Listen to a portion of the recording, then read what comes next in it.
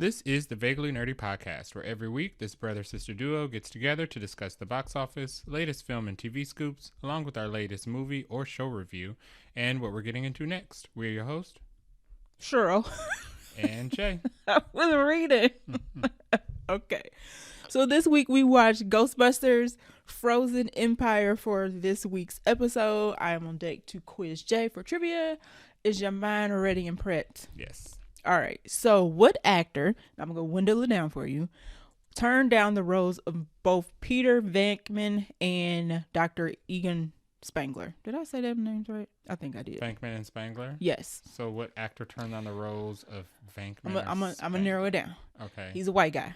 He is, he has, I'm trying to think of someone without giving away too much. He's been Batman.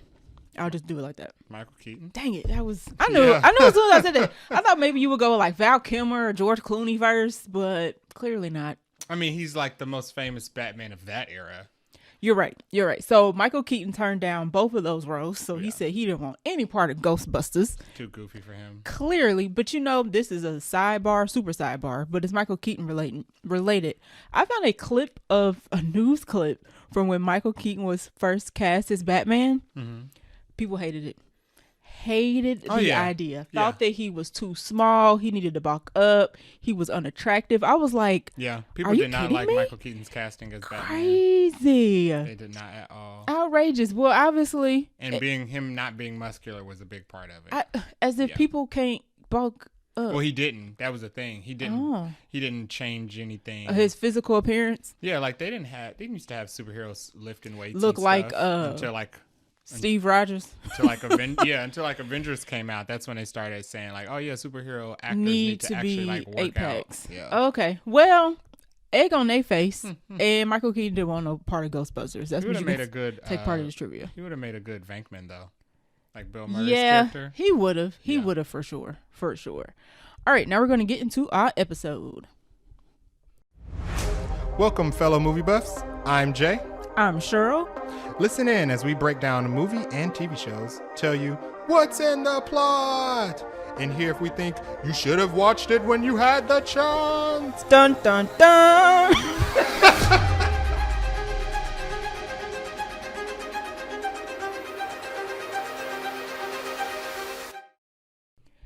This week, our agenda is full. But I think we got a lot of little hot topics, and we'll see what we dwell on, and we'll see what we don't. We have a couple movie announcements. We have a little chunk of Marvel news to talk through. The trailer park is full this episode, definitely. And then we will end the show with our usual quick bits, our little quick bites of news which is also full, actually. It's pretty packed in that section too. So let's start off first. And the first thing that actually just came out yesterday when we got out of the movie, so this is like the last bit of news, but the first thing we're going to talk about is Joker 2. It's actually a musical, which they've been trying to hide, I feel like, since it was first leaked that it was a musical. They were doing a very good job at hiding it, but they were trying. The scoopers have been saying that Joker 2 was going to be a musical for quite some time. It seems like some people I don't want to say behind the scenes, but some people who are involved with the movie have been trying to convince us that it is not a musical by saying things like, oh, it's not a musical, it just has music in it. And you're like, well, every movie has music. Were they saying it's not a musical? They didn't explicitly say it wasn't a musical. They were saying it's not like a typical musical. It's just a movie with music in it. So let me say it. They said it that way. And I can't even remember who the person was. But anywho, insiders, this is coming from Variety. Insiders privy to the filming and earlier versions of Todd Phillips, who is the director for Joker, tells Variety that the movie leans heavily on being mostly a jukebox musical, as it integrates at least 15 reinterpretations of very well-known songs. Jukebox musical is that new term that they're using, which we'll get to in our next little bit of news, but go ahead. Which just makes it a musical. If a movie is at up to a minimum of 30% music, singing, it's a musical. So jukebox musical is basically where they take popular songs. So if you have a musical like, we'll take Disney Lion King, for example. That's not jukebox musical because one, it's original song, right? It's already like a kids movie, but then it's original songs. When you take a jukebox, think of a jukebox. You pick a song. You're usually picking something popular to sing. These musicals are featuring songs that people already know and are well established. It's a musical. It is a musical. I think they're trying to use jukebox to kind of get people musical, you'll know these things. It's set to it's a musical curated for a playlist. There we go. There we go. A story, but it's still a musical. Very good description. Yeah. I like that. It's a playlist musical. Let's just call it that. They just made up a new term. I don't know how this is gonna go. I don't know. I don't see him making a Billy like the first Joker. Oh no, absolutely not. No. Unless Lady Gaga really hits it out the park. I like her as an actress. She's a good actress, but she's not a box office draw. No. She's a great actress, but her movies don't make... Her movies usually just make the budget and advertising back, but they don't make a whole bunch of money. What's the movie she was in with Bradley Cooper? Was that a box office hit? I don't even remember because I didn't see it. I don't think it was a critically acclaimed movie, but not a box office hit. Okay. Yeah. Maybe that's what they're going for. Maybe they're like, you know what, we might not hit $1 billion with this, but we're gonna be at the Oscars. Because I don't think it costs a lot to make, so it doesn't have to make $1 billion. Remember, this is one of the movies. Was the 200. Well, probably the licensing. That answers the question. Boom. Yeah. Yes, because not too long ago, it came out that the budget for this movie is somewhere around $200 million, and everybody's like, why? Yeah, that's probably why, the licensing. Joker 2 is not your typical. It's not even a superhero movie at all, honestly. It's just using a character from the comics to make a movie. So because it doesn't even have to be based around Joker. It doesn't have to take place in Gotham City. It could be about anywhere. A crazy man in Detroit. Mm-hmm. The storyline would be the same. You're right. So we'll see. Thoughts and prayers to Joker 2.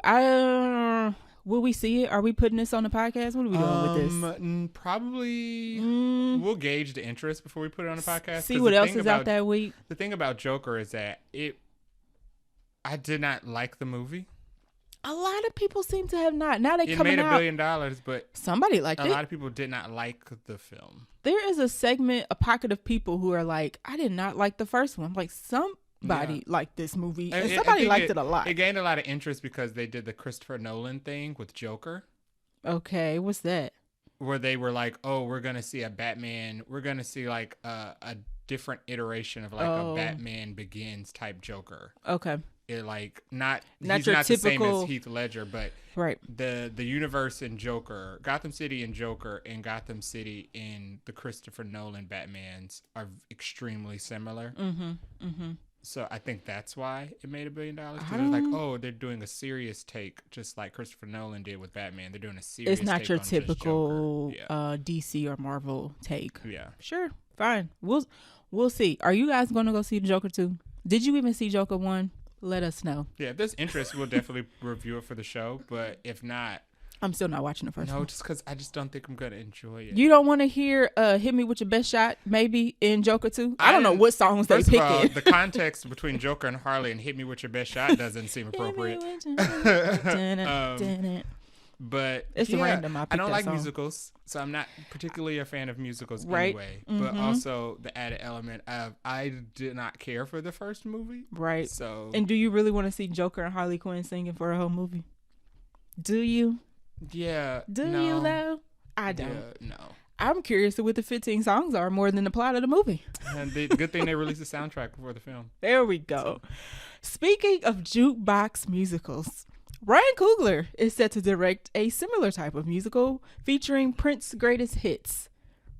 Now we just said we didn't like musicals, but go with that word again. But basically, it's the playlist musical of Prince's greatest hits. Mm-hmm. It's coming out, directed by Ryan Coogler, who we all know from Black Panther, Creed, Fruitvale Station. Thank you. Yeah. There it is. So Ryan Coogler he got the chops. We know what he can do. He's putting out hits. This is a very interesting concept that I need to see. I need to see some trailers, some plots, some who's gonna be in this. I'm taking it. It's not a Prince movie. It's a movie based around the songs of Prince. So super no. So you really not super not interested. I'm not interested in a Prince movie because I'm not a biopic person. I'm not interested in a Michael Jackson movie because you consistent. I lived both their periods, so you don't have to tell me the live version you're that you're gonna embellish in the movie. You consistent. I give it to you. But it's Prince songs though. It being a jukebox musical is even less motivating to see it because it's not even a film about Prince. It's a random film with Prince's music in it, and I could just literally open title. I knew you were gonna say that. And listen, and what if it's 15 songs that I don't particularly care for? The music selection will be very tricky. What if one of the songs is not Raspberry Beret? I was gonna say, how do you dwindle it down? Because we're just using 15 because that's what the Joker's using. So you can only put so many movies in a movie. Right. Only songs in a movie. There it is. I don't know. I need to. Ryan Coogler, you already selling me there, but then you say jukebox musical, and then I'm like, ugh. And you say Prince, and I'm like, eh. And I feel like Prince has one of those discographies where it's so long. If you take 5 Prince fans, put them in a room, and tell them to list their top 5 Prince songs, it might be each of them are going to have a song on there that nobody else in the room has. Agree. Because everybody likes. Every time I hear somebody list off Prince songs that they like, there's always one in the list where I'm like, what song is this? Only thing that's guaranteed to make it is probably 1999. That's probably it. But we'll see. I don't. This is very early stages. This also was a late breaking news thing that happened yesterday. After Prince already did it. Because Purple Rain. Yeah, is it going to be like a purple? That's not a jukebox musical. That's. It's not jukebox musical then, but it could be now. Is that what they're just doing now? I think so. But what if it's kind of like a Purple Rain? Where they're just like it's based around Prince's music. What if it's just so basically you're telling me they're just doing like Black is King in theaters? Oh, you know what? They're doing like Lemonade. You are selling me. I don't know if you're trying to Lemonade sell me it's not selling me, but I'm gonna say I know we on different sides, but think of Lemonade, they're right? Doing Lemonade, but they're doing a Prince version. They're right. Based around that don't sound too bad though. Something that has nothing to do with Prince, most likely. That actually don't sound half bad. We'll see. Like I said, in very early stages, we don't know much about anything other than Ryan Coogler's directing, and he gonna be paying for a lot of Prince rights in this jukebox musical. He'll be paying Rock Nation because then you give it to them. I don't know who owns. I don't even. Who knows? Who knows who owns these long gone legends music at this point? Very interesting. Keeping on with the track of musicals and people who want to have songs and movies, Divine Joy, Oscar-winning Divine Joy Randolph, is in talks to join a coming-of-age musical. So we got a little different musical this time. We didn't move to jukebox to coming-of-age musical that is going to be based on the life of Pharrell Williams. No. Yeah, so it's set in 1977 Virginia Beach, where Pharrell is from, which draws inspiration from Williams' childhood growing up in the city's Atlantis apartments. It's going to be directed by, I don't know if it's Michael or Mikhail Gondry. He's the director of the Internal Sunshine of the Spotless Mind, which starred Jim Carrey and I was about to say Kate Beckinsale. That's not her name. Jim Carrey and Titanic. What movie is this? The Internal Sunshine of the Spotless Mind. Gerard Butler? No, that's Beautiful Mind. Listen, and that's not even Gerard Butler. That's Russell Crowe. Same difference. Anyway, we gonna wrap this up and keep going. And Gerard Butler is American version of Russell Crowe. The producer of this movie, of course, is Pharrell Williams because it's based on his life. I didn't know Divine Joy had singing chops. But I guess in musicals, she said she started as a singer. Oh. And then she went over to acting. Okay. You know what? We'll see. As with these other 2 musicals that we have talked about, we'll see. I like that Divine is getting work because Kate Winslet. There it is. I was Kate close. Beckinsale. I was in the right Kate bucket in that thought process. But we'll see what's gonna happen with this. We don't know too much about it other than this movie's coming out. There's some other people that are also been signed on board for this movie who I am not familiar with, so I'm just kind of focusing on Divine for this bit. But I like that she's getting work. A lot of times when actresses, mostly actresses, win an Oscar, like they their careers don't take off like they should. So happy homegirls getting some work. As we learn more about this, we'll bring you out the news. Yep. And next, we have a chunk of Marvel things. Rise of Wakanda series, which we already knew was coming, but it's an animated series coming to Disney Plus. They announced who the director is. It will be Todd Harris, who hasn't directed anything before, but he is a storyboard artist for the John Wick films. Check, check. Deadpool 2, 1 check. And Black Panther. Check, check, check. So he's obviously got some, what do I want to say? Experience behind the scenes, and they're giving him a chance. Marvel does that a lot. They will take somebody who's already in the fold and then give them a chance to do something, basically a promotion, in a sense. Promoting from within, which I ain't mad about. So Rise of Wakanda, the animated series, is about Wakandian history and mythology. Ryan Coogler, on a podcast twice this time, will be producing. And there was another note that I said, I don't know where my note went, but this is canon to the MCU, which is different for an animated show. Yeah, I think it's just because it's a prequel. You think it's a prequel? Yeah. Okay. I think it's more going to be focused on Black Panthers that came before T'Challa. Okay. And the Dora Milaje that served the previous Black Panthers, only because I dig it. I don't think they know what they're going to do with Black Panther right now. Fair so they're enough. not building any Black Panther. Like lore between the movies. After, after, what was the last one? Wakanda Forever. Wakanda Forever. We're having really bad memory this time. I was going to say Rise of Wakanda. But woo, we should have ate our Wheaties, boy. They always name a sequel Rise of something. You're not. Rise of the Planet of the Apes, Rise of the Beast. Rise of Skywalker. Rise of Skywalker. You're not lying. So the next one will probably be Rise of Wakanda. Nope. It's don't definitely going to be don't Rise do of Wakanda. it. It's absolutely going to be Kevin, Rise don't of do Wakanda. But yeah, especially after that ending, I don't think they know what they're going to do. So which we're is not fair. getting anything Black Panther post. Right now, anyway. Yeah, no. I would check. I mean, because I'm trying to think of like what, but I mean, maybe like where he would pop up next. Because we know Okoye is not in Wakanda anymore.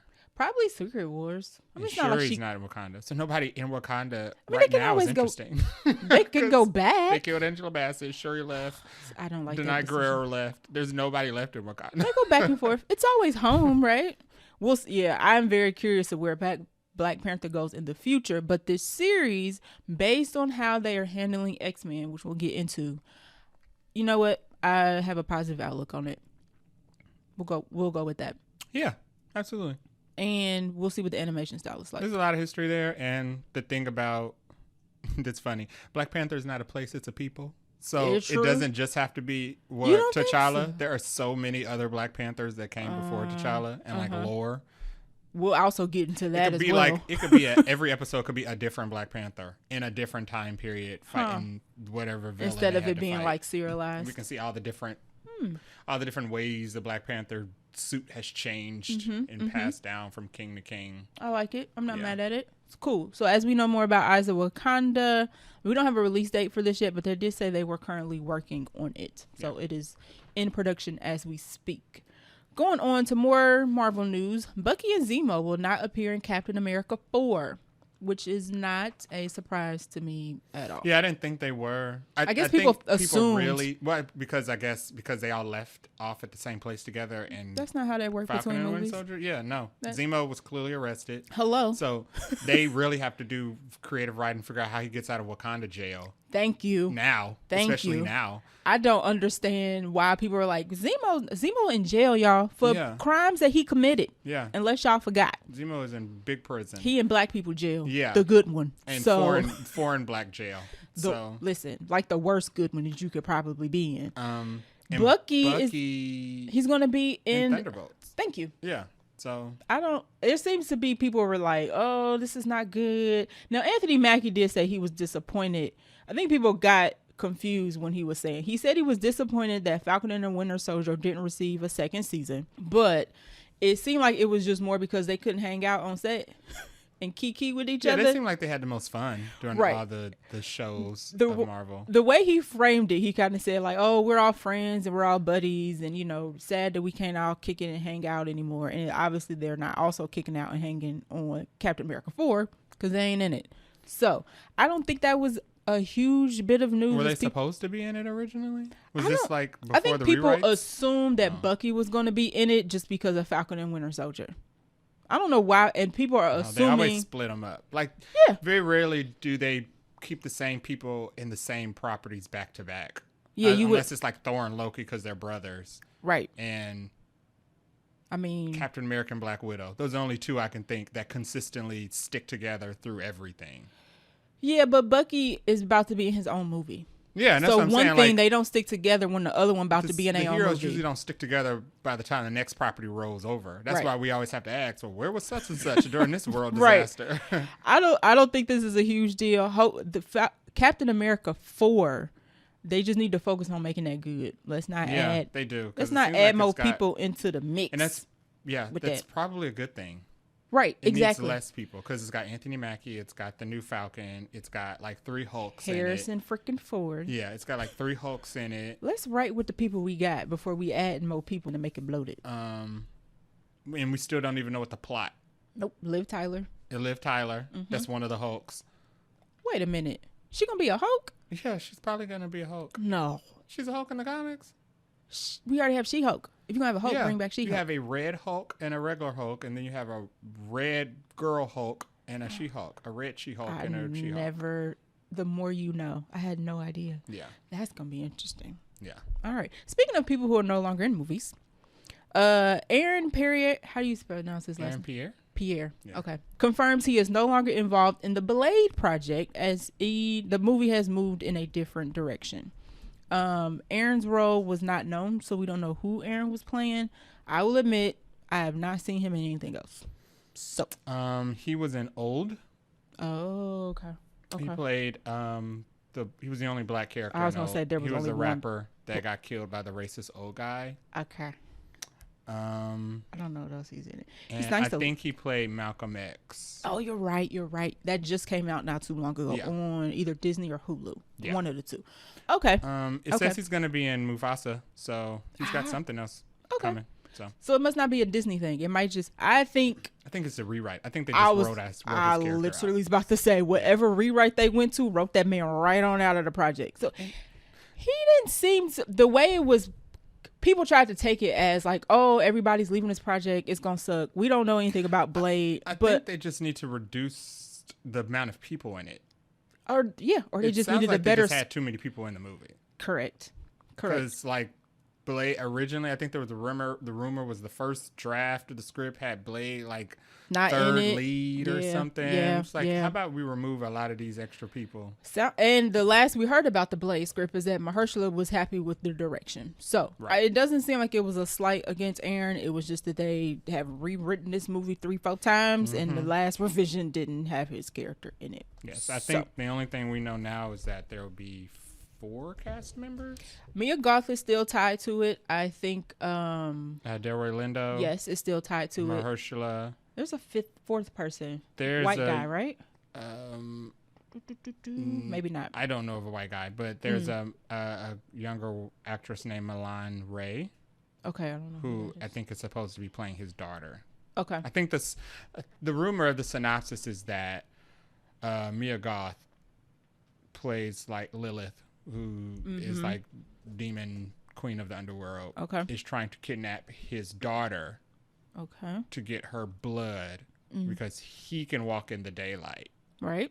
And she can use that to give to like her other forces that can Right. use that to walk. I wonder if they keeping that now that they've rewritten this 3 or 4 times.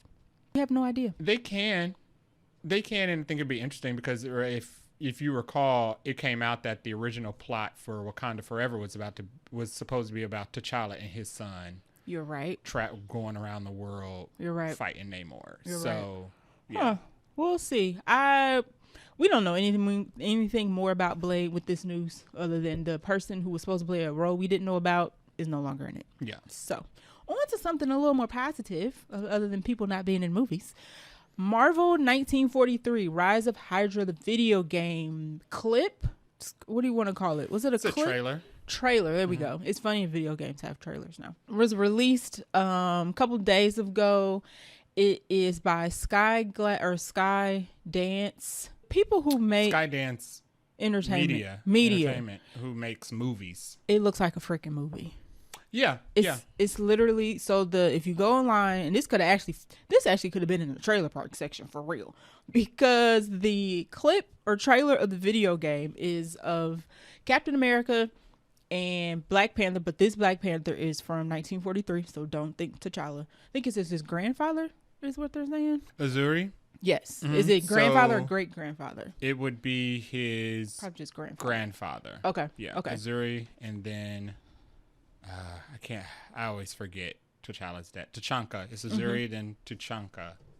T'Chaka. Right. And then T'Challa. Okay. Yeah.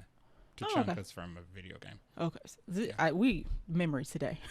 So I'll read the synopsis and then you can go in detail about the trailer. In the chaos of war, worlds collide. Captain America and Azuri, the Black Panther of the 1940s, must overcome their differences and form an uneasy alliance to confront their common enemy, aka Nazis, I think, in this one. Is it Nazis? Yeah, Red Skull. Okay. Fighting alongside Gabriel Jones of the Howling Commandos in Nanili and a Wakandan spy embedded in occupied Paris. It's going to be the Nakia of the group. Oh. Because Nakia was... They did kind of seem like they were a thing. She was a spy. She wasn't a Dora Milaje, but she was a spy. She was a spy. Mm-hmm. You're right. So all these people must join forces to stop a sinister plot that threatens to turn the havoc of World War II into the ultimate rise of Hydra. So it's like a Nazi Hydra type plot for this movie. Yeah, so the villains are going to be... They went full Indiana Jones and made the villains Nazis so that you can just beat up and kill as many Nazis as much or more. And I think that's part of the reason why people enjoy Indiana Jones so much, because you can just hate the villains as much as possible. No remorse of what happens to them, because they're Nazis. It looks really good though. Yeah, it looks really good. The thing about... I need to see gameplay. Right. As somebody who has spent hundreds, if not thousands of dollars on video games. You need to see what it's like in action. Like literal action. Yeah, and as somebody who grew up on Final Fantasy, we know you can make they look good. We know you can. That cutscene looks nice. Yeah, we know how you can cut together some good cutscenes. They've been doing that since PlayStation 1. But it looks really good. What does the game look like is the question. I literally said to you, I was like, they should have just turned this into a movie. Yeah, this is a great plot for a film. Mm-hmm. But I mean, they can't do that, I guess, because they didn't do that part of Steve Rogers in the MCU. Well, then if it wouldn't be canon for one. For two, they don't have the rights. I'm assuming for the actual characters in film, because they split all that stuff up. But it had a lot of people seemed excited about it. Mm-hmm. It's not coming out till 2025, but it doesn't say when in 2025. So we got a little bit. Yeah. Is this going to be like gameplay like Spider-Man? Probably. Okay. Probably. You know me, I gotta like pause, put in my commands, and then hit play. Yeah, Spider-Man is. It's not too. I think I could be able to handle it. Yeah, though. It's not too fast paced for me. Spider-Man is a good old fashioned beat 'em up game where you don't have to pay attention to too many things other than surviving. Okay, right. Yes, I mean, and beating dudes up. You know me, I like to like pause, hit command, get my spells together, get my limit break together, and then bam, bam, bam. That is true. And I can't block birth crap. So we'll see. This is very it seems like very highly anticipated. We knew this was coming though, they right? They announced this like last year. Okay. But they didn't have anything other than it was gonna be Captain America and Black Panther. Other than the plot and like the character models. Right. They didn't have anything to present. Okay. Yeah. And the actors who are voicing the characters are who they modeled the characters after. Yeah, so they did full voice capture. Mm-hmm. Full voice capture and full motion capture. It looked just like the people that's voicing the characters. So they probably like had them in the suits with all the dots on them and actually acting out the scenes. That's how they did The Last of Us. Literally movie. Yeah, they actually have like actors who, and it's always funny because you have people who do like voice work and motion capture in the games, and they're like, well, why don't they ask me to do the movie? Because I mean, there's a difference between that type of acting and on-screen acting. Right. But yeah, there's like a whole script, plot, and all that. So cool beans. That looked very cool. Now, one more rumor before we get out of Marvel news. This came from Daniel PK. Apparently, Kang is reportedly still set to be the main villain of the 2 upcoming Avengers movies, even though they've also apparently taken Kang Dynasty out of the tagline for the Avengers movie. It also says that Marvel also wants to add another villain to the plot. Now, on a scale of 1 to believable. I don't believe that. Okay, you're a 0. Wait, which part do you not believe? That Kang is going to be the main villain of the movies, or that they also want to add another villain, or both? There are 2 things I don't believe. Okay. Well, one thing I don't believe. Okay. 100%. I don't believe they're going to add a second villain. I believe you on that. I think we've learned. I believe you of unbelieving the rumor. Superhero movies have all learned the lesson of too many villains in a film. Yeah. Why would you need? Yeah, you don't need more two than big one old villains in one movie. That's crazy. You don't need two in an villains Avengers movie? in one movie. Relax. Sure. Maybe Kang is still set to be the main villain. We don't know. Who playing him? We don't know. But maybe that's Kang my biggest thing still, I took from maybe this. Kang is still set to play the main villain. He should be. And I could believe that they removed Kang from the tagline. So because I think the tagline is throwing people off. Okay. Fair enough. I think putting Kang. I think they're gonna. And they've never done that. They're gonna keep Kang, but I think they're going to try to not make the advertising focused on Kang because Kang has not been received as well by the general public. Good point. 1, 2. Avengers wasn't Avengers. Thanos Dynasty. So why would you put? I don't know why they. Well, the titles. I mean, the titles never really link up with the story because Age of Ultron was like. Oh, you're right. Okay, Ultron was 3 days of technically in Ultron. It wasn't correct. an age, but you're right. They stole the. Maybe there's a comic book that's called Kang Dynasty because Age of Ultron was the title of a comic. Okay. Infinity War was the title of a comic. Okay. They kind of seem to be sticking to those. That would make sense that they Endgame would not want to make they wouldn't want to make the marketing focus on Kang, even though because they're doing he's the musical not been, thing, but with Kang. Boom. There it is. We're making a Kang movie. We're not going to talk about Kang. We're not going to talk about Kang until you can see him and we figured out who the heck is going to play Kang. Right. I agree with that. So we'll give this rumor 2 stars. Right. Just randomly ranked it out of the blue. All right. That is the end of our Marvel news, but we are going to talk a little bit about a Marvel premiere that came out this week, which was X-Men 97. Mm-hmm. It premiered March 20th, which was, I think on Wednesday. It came out. It is a 10-episode show, but we got the first 2 episodes this past Wednesday. They dropped at midnight. People were already trying to spoil it before everybody got a chance to watch it. Of course, Jay got spoiled, unfortunately. But the episode's only about 30 minutes, which I think I like because we were talking about how this is coming out.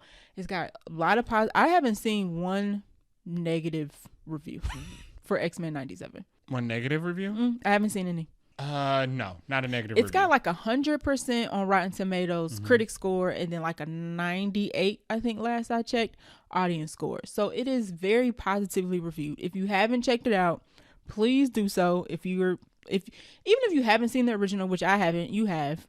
No, I've seen the original. It's just been a really, really, really long time. And I don't think I finished it. But you don't need to. You can just pick up where this starts off. Yeah. What do you want to say about the first 2 episodes? Out of a 5, what would you give first and second ones? I'll give them both 5s. Agree. Yeah. It's very heavy on the original themes and tones of X-Men. So, calling out racism and bigotry and hypocrisy. Yeah. Complicated, complex relationships. And it's so funny because X-Men the animated series has been off since the 90s. Mm-hmm. And it seemed, since the X-Men animated series has been off, there have been other X-Men shows and stuff after that, but they've been like watered down to like the base. They removed all of the messaging from it and just make it like entertainment.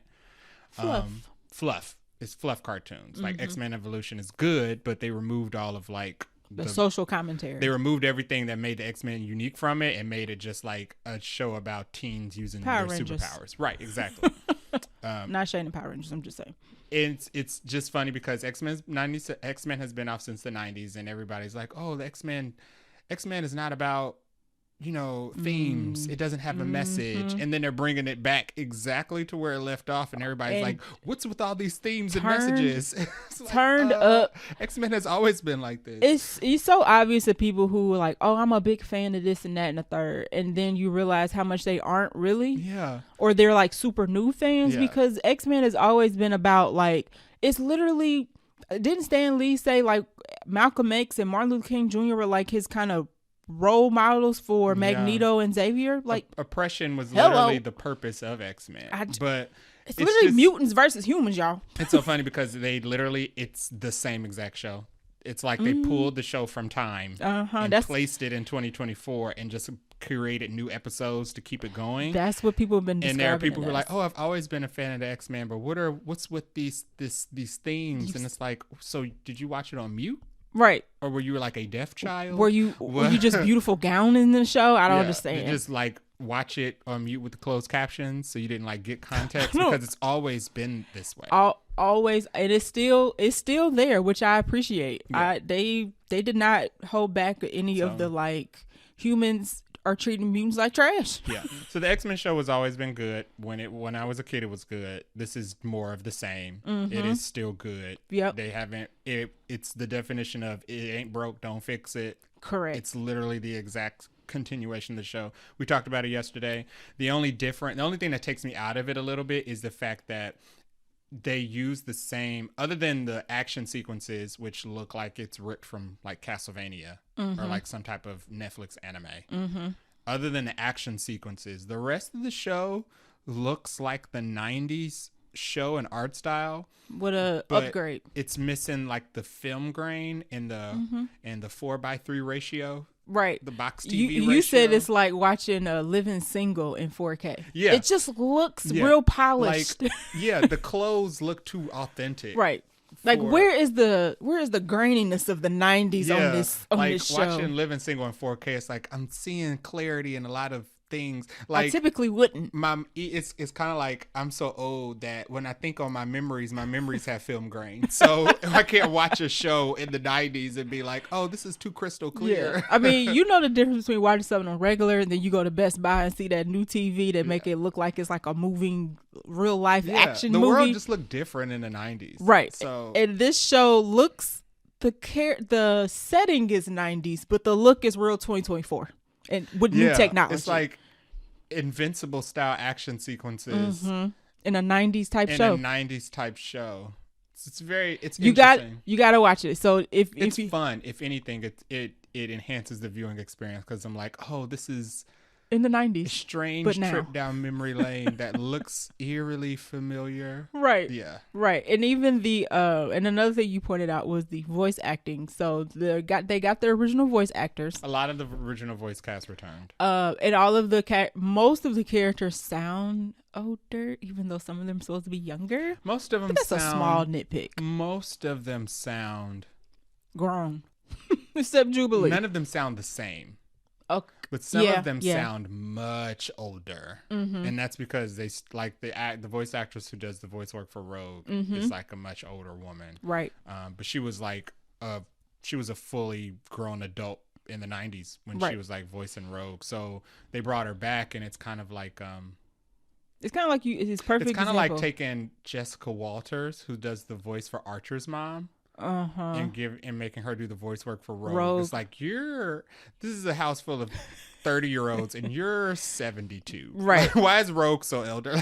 Yeah, she definitely gives like Southern grandma, which is not terrible. I mean, it's not bad. It's just a little you can tell that there's like a little bit of a difference there. It's not bad. It's just a thing that you notice with voices as they get older. It's like James Earl Jones. It's like they make a new Darth Vader movie and make James Earl Jones, but set it after New Hope, right? And bring James Earl Jones back. It's like, okay, so why does James Earl Jones sound like he aged 60 years between A New Hope and this new prequel? Right, exactly. So X-Men 97, so far so good. Episodes drop every Wednesday.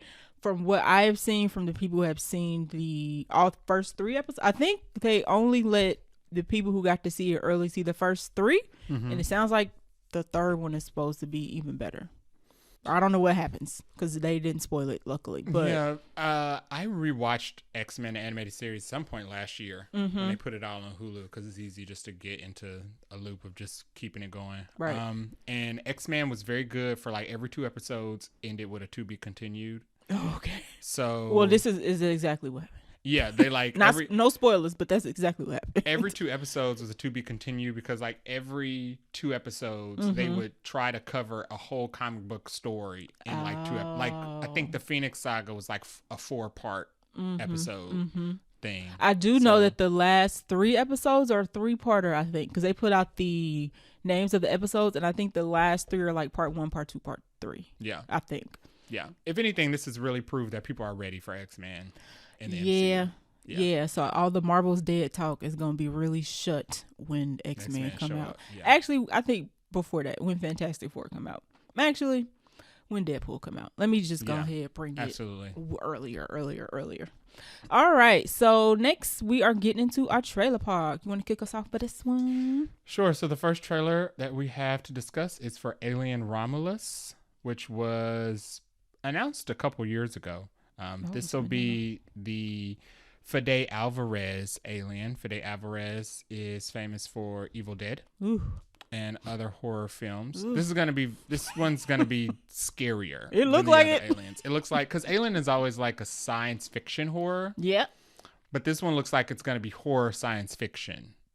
I will give you that. Yeah. The trailer is a teaser, I would say. They're all spooky, but this one just had a little extra air of spookiness. Yeah. Mm-hmm. It's only a minute and 30 seconds. It's a very short teaser, it's a teaser, which I appreciate, because now that I'm sure we're gonna get the 5-minute, 10-minute trailer at some point, but even in the little 90 seconds, it was given. This gonna be a lot. There's blood. There's a peek of the alien. There's face huggers. There's people scraping their head off. Somebody died, I'm sure. I don't know who it is because we didn't see their face, but it looks, for somebody who doesn't like horror, I have seen the Alien movies. It looked good, I will say. Yeah. Although I saw some people like, I'm not going to get my hopes up or whatever. Like, whatever. It doesn't. Be a Debbie Downer. It's hard to make a bad Alien film. Now, there have been Alien versus Predator does not count. No, yeah, I wouldn't count because those aren't Alien films. Those are Alien versus Predator films. Right. All the Alien films, like Alien 1 is great. It's a Alien classic. 2 is better than Alien 1. It's one of the very few. Alien 2 is like the Terminator 2 Judgment Day of sequels, where they just the Dune 2. They took if it's not broke, don't fix it, but throw in a bunch of extra like amenities. Okay. And that was Aliens 2. It was amazing. Okay. Aliens 3 was different, but it wasn't bad. It was like the Green Mile of Alien movies. Okay.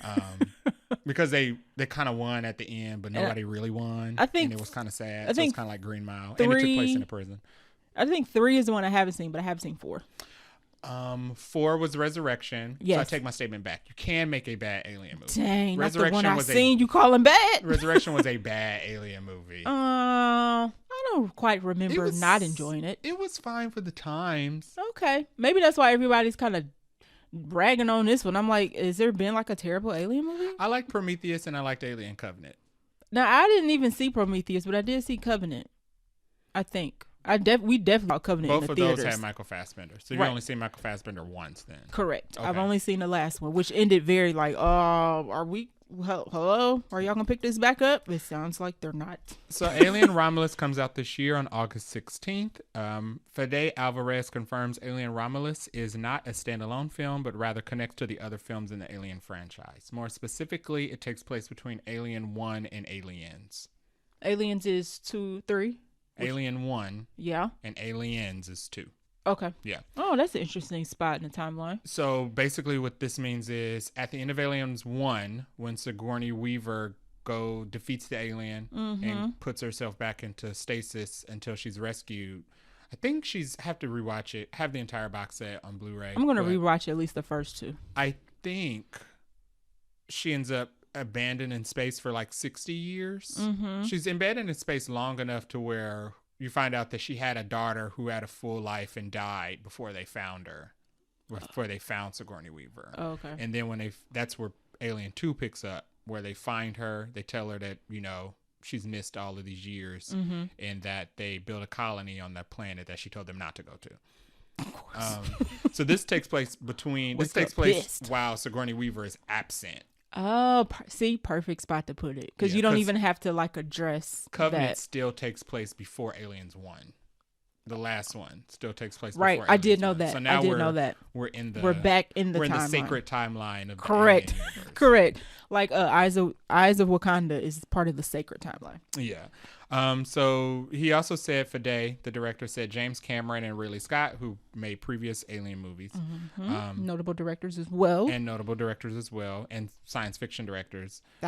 They've seen Alien Romulus and they love the film. So that's good. I feel like we're in good hands. So the trailer basically just shows quick cuts of like destruction.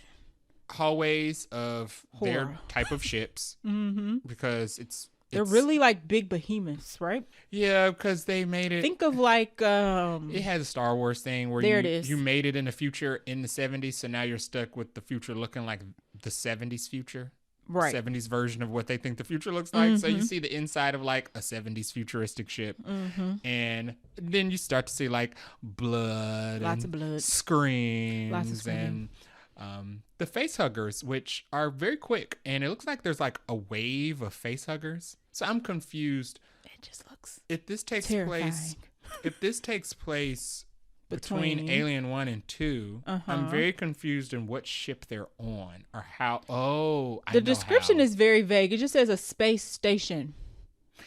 Because aliens only took place on the alien eggs with the ship were only on one planet. Okay. Let me look it up. So did this crew get to the planet before they sent Sigourney Weaver back to the planet? And that's kind of what that would kind of mean the company knew that. Yeah, well, the company's awful. It just says young people on a distant world find themselves confronting the most terrifying life form in the universe. They keeping it vague, so we don't know. So maybe this is about. I'm trying to see if they give a little more. Set between alien and aliens. Concerns a group of young space colonizers who I know exactly what this is about. Scavenging a derelict space station. I know exactly what this is about. What? So the space station that went to go get her? No. So in her absence, when Sigourney Weaver was in that pod sleep, they picked her up. Alien 2 kicks off with them picking her up. And they're like, hey, we found you in space. What's going on? She's like, well, my whole crew died because this alien, we found it on this planet because we found an abandoned ancient spaceship that had these eggs in it. Okay. And it's on this planet. Don't go there. And the guy was like, we sent people to colonize that planet 10 years ago. These people. Yeah, they were like, these people have been on this planet for years. Well, not 10 years ago, but he was like, these people have been on this planet for years and haven't reported anything. Ew. So then, let me see. Coincidentally, once they pick up Sigourney Weaver from space, they lose communication with the colony. Of course they do. And they send Sigourney to go figure out, and everybody there is already dead. So everybody in this movie is probably going to die. Well, they have to, right? Because we haven't seen them in Aliens too. But I'm okay with that. I mean, it don't look like nobody should be surviving this situation. So no way. So they're going to show us. Trailer. They're going to show us what happened to that colony that didn't know the aliens were there. Okay. Because Sigourney was in space, presumed dead. I feel like that's the perfect place to put a movie that you're going to put in the timeline. It's already there. Right. Exactly. Yeah. All right. Oh, and the meaning of Romulus is Romulus was the person who built Rome. So that makes sense about the colony. Okay. They're building a colony. Alien Romulus is about them building the first colony that they were trying to inhabit. Aliens. Okay. I was freaked out, but I liked it. Yeah. So I'm ready. Yeah, absolutely. Next trailer on the list, we have Beetlejuice. This comes out on September 6th. Oh, I have a typo there. Do you wanna, it's Beetlejuice. My bad. Beetlejuice. Not Beetlejuice and not Beetlejuice 2. It's correct. Beetlejuice is coming out this Labor Day weekend. Also more of a teaser trailer, not a full. Was it? Yeah, it was more of a teaser. Was it more of a teaser? We had so many trailers this week. I don't remember. So it brings back the original cast. Jenna Ortega is now playing the daughter of Winona Ryder's character in this. Michael Keaton is back in full Beetlejuice getup. I think it looks good. I don't know about the plot and how it's connecting to the first one and why they back at this crazy house. Somebody died. Starts off with a funeral. Yeah, and I am going to rewatch the first one because I haven't seen it in so long that I was like, who dead? Did one of the cast members die? I don't Because or they killing off a cast member because he did something crazy. I don't know. I will say that I have seen Beetlejuice once, but I only watched it that one time. I never rewatched it. So hold a gun to my head. I'm out of here. If you ask me to tell you what Beetlejuice was when about. you said you had never seen it, I was like, there's no way you have never seen it. So now you're correcting the wrong and saying that you have actually seen it. You just don't remember nothing about it. The only thing I remember about Beetlejuice is the end. Okay. When Winona Ryder is floating and they're singing the Shake Shake song. Oh, Jesus. Okay. So we both going to rewatch this together at some I'll point. rewatch Beetlejuice. But my question was, did somebody on the cast actually die in real life? Because I don't think death is a thing in Beetlejuice. I mean, it's a thing, but it's not like... I don't remember who... Hold on. Let's look it up. Because I feel like if you die in the world of Beetlejuice, you're just like an undead. I don't remember if somebody like... Because the original cast members are back. So I'm like, who... outside of Gina Davis and... Although I guess they could always make... Yeah, because she was technically dead in the movie. Right. Gina Davis and Alec Baldwin are not in the trailer. The trailer basically shows Jenna Ortega. You don't think they're coming back? I don't think Alec Baldwin is coming back. Oh, you're right. Gina Davis might be able to come back. That's probably why they can't bring her back, because it wouldn't make sense. That sucks for Gina. Good point. So Lydia is back, and Lydia is back with her daughter. Catherine O'Hara is back, and it looks like they're back at the house for some unknown reason. We don't really know why. And then Beetlejuice pops up at the very end and says the juice is loose.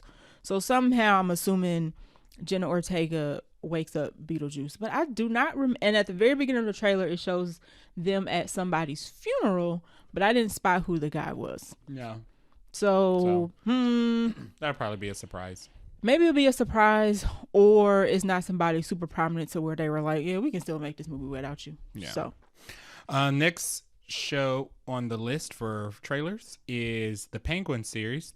This comes out this fall on HBO. Oh, I'm sorry, not HBO Max. On Just Max. On HBO Max. You said it right the first time.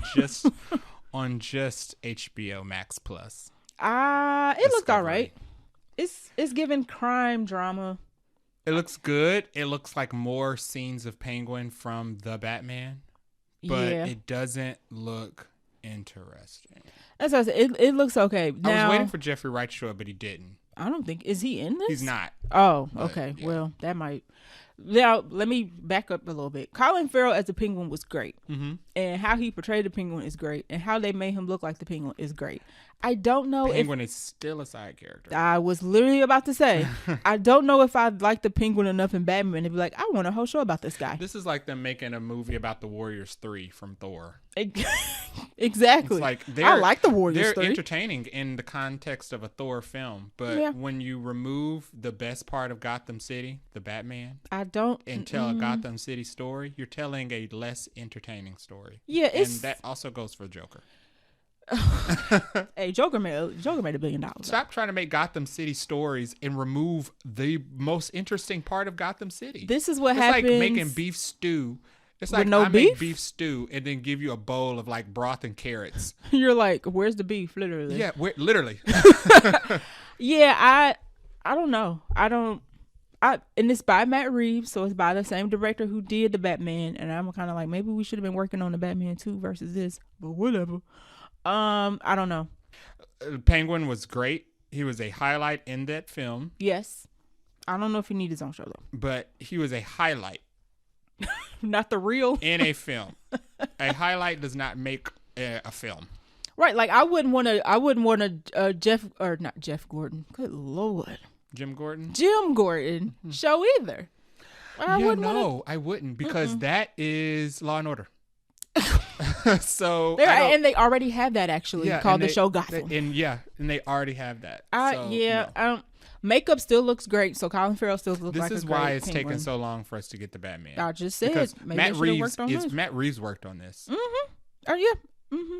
Gotham is less interesting if you show us every single part of it. You're The right. whole point of Gotham is that it's a dark, seedy city, and it's very serious. Everything's and lurking in the shadows. Everything, you don't know what could be around the next corner. It could be a villain, or it could be Batman, or it could just be more filthy, nasty streets. But all three. stop giving us so much of God. It's stops seeming dangerous if we know everything that happens. And I'm assuming we're gonna get more Gotham when all the DC films kick off. So we're gonna get 2 versions of Gotham, maybe, in the new Batman Brave and the Bold movie. Next on the trailer park, we have The Acolyte, which is a Star Wars series set in the Star Wars universe. This comes to Disney Plus on June 4th this year, 2024. This series follows a Jedi investigation into a series of crimes. Now, it doesn't say murders, but it does say crimes. And it's set 100 years before the Phantom Menace, which is known as the High Republic era. So okay. Yeah, Star Wars got a lot of... I gotta put all them Star Wars timelines, like print them out, because every time this takes place, and I'll be like, let me look at my map. Yeah. Boom, boom, boom. Okay. So 100 years before Phantom Menace. Yeah, so this is called the High Republic era, when the High Republic as the Jedi were doing well. Okay. And there was no threat of... peace and harmony. The Empire yet. Okay. I think there was like rumblings of Sith, but nothing that they were really worried about. Mm-hmm. This is supposed to have a length of 8 episodes, probably about an hour an episode, if it follows the length of... If it's only 8 episodes, I would guess. And narratively, it's supposed to be like Andor. So it's supposed to be like a series. So instead of like The Mandalorian, where you have kind of crime of the week sometimes, and there's like a little bit of connecting thread between each episode, this is supposed to be more like every episode is building up to something else. Things about the trailer. Well, first of all, the cast. It stars Amanda Stenberg. She's been in a bunch of stuff. I just saw her in Bodies, which is on Netflix, I believe. So they just put it on Netflix. If you have not seen Bodies, please see Bodies. It's very good. But we just saw her in Across the Spider-Verse. She played Spider-Bite. She was the girl in the chair. Yes. I like Spider-Bite. Spider person. Lee Jung-jae, who is famous from Squid Game. I knew that. Season 2 is coming out soon. Daphne King, Jodie Turner-Smith. I knew that. She wasn't in the trailer. Was she? She was. Okay. She was the one African American in the trailer. Jodie Turner-Smith is from Queen and Slim. She's also campaigning to be Storm, so we shall see. We shall see. But not most importantly, but the other biggest name on the list is Carrie-Anne Moss, who is known for being Trinity from the Matrix saga, and also Jessica Jones. She wasn't Jessica Jones. She was great in Jessica Jones as well. So the trailer looked interesting. I don't know if I'm sold on it yet, to be honest. I'm sold on the premise. Okay. But I'm still sold on the premise. It looks like, because even though this synopsis is very vague, I could have swore I read a while ago that the possible synopsis of the show was that Jedi are being murdered and by a mysterious assassin, and that's what the investigation is into. Oh, maybe you weren't supposed to know that, and that is what it's about. I mean, I don't think that's difficult I think that makes it more interesting. Be like, Jedi is being killed? Who's killing Jedi? This has to be somebody who's extremely powerful. Then people would be like, oh, you're not supposed to be able to kill a Jedi. And then we see the trailer, and it's like Amanda Stenberg fighting Jedis with knives, and it's like, okay, I don't... Yeah, Jedi, I mean, not Jedi lore. Well, Jedi lore, but also lightsaber lore is kind of touchy. It is. So because now you can be stabbed by Jedi. I mean, darn it, a lightsaber and live. Oh yeah, or and healed and stuff. So yeah, whole holes in your body and you're fine. Anyway, the premise looks good. When I saw the trailer, I was like, I wish it looked better. And there's a... Speaking of looking better, they made a point to say that they didn't film any of this on the volume. There's a shot. Well, and that's okay. That's okay. You can film stuff. I mean, Ben-Hur wasn't filmed on the volume, so it's possible to make good films and not be on the volume. Mm-hmm. But there was a shockingly... I was shocked to see the lack of space in the trailer. Oh, there's no... Does it take place in space, or does it take place all on one planet? I cannot tell you. There was no... I don't recall seeing a spaceship. And I don't recall seeing space. I'm assuming they would have to move place to place because, Jedis are spread out. So they're not all in one central location. Or unless they only killing a Jedi, assuming that's what the plot is. They only committing the crimes on one planet. I assume this has something to do with the rise of the dark side and the Sith, who are eventually going to come in A Phantom Menace. But I don't know about this one. The creator did say that the potential for multiple seasons is there. Of course. Which is part of the reason why they set it so far back in the past. Of course. But the trailer just shows Amandla Stenberg dressed as a ninja in a galaxy far, far away. American Ninja or she's Jedi like some Ninja type warrior? of assassin. Yeah. And we just see her confronting different Jedi and fighting them, and them like fighting her off with their force powers or lightsabers. We get a good Matrix style fight scene with Carrie-Anne Moss, which pissed me off because when I think about how bad the fight scenes in the Matrix 4 were, I'm like, how clearly they can still do it. Like the whole choppy. It's still impressive. Like, I've wiped that movie from the record. So the choppy form of martial arts that they created for it was Matrix very movie, Matrix though. It's still good. It's very Matrix, and it's still good because even though it's old, nobody else does that. Right. So it still like has its own thing. It still has that wow factor. So I thought that was the best part. She was given Trinity. She was given Trinity. She was given Trinity. Why did y'all waste her in the Matrix? Why did they do the Matrix for? But anyway, moving on. And then at the end of the trailer, we get some shadowy figure that shows up with a red lightsaber, and I don't know. It's not. I don't think Darth Maul. No, this is 100 years before Phantom Darth Menace. Maul's granddad. So I don't even think it's Sidious. Maybe it's Palpatine. They're the same. Oh. I don't even think it's them. A clone of Palpatine? It can't be. Because what they can do? What? Is they can't keep Palpatine even in the past. They messed up by bringing Palpatine back for Rise of Skywalker and said they can't make it so he's just always been there. That was literally the point of the last movie, that he's always been there. They got to come up with a new villain. At least, I don't know. Who knows? I'll wait for a couple episodes to come out and then check it out. Because I totally skipped all of Andor and everybody said it was great. And now I'm kind of like, I don't know if I'm going to watch this whole thing. Now that it's out, we'll see. Yeah, we'll see. Next on the trailer park, we have Furiosa, a Mad Max saga. We got a full second trailer for it. It just gives us more story.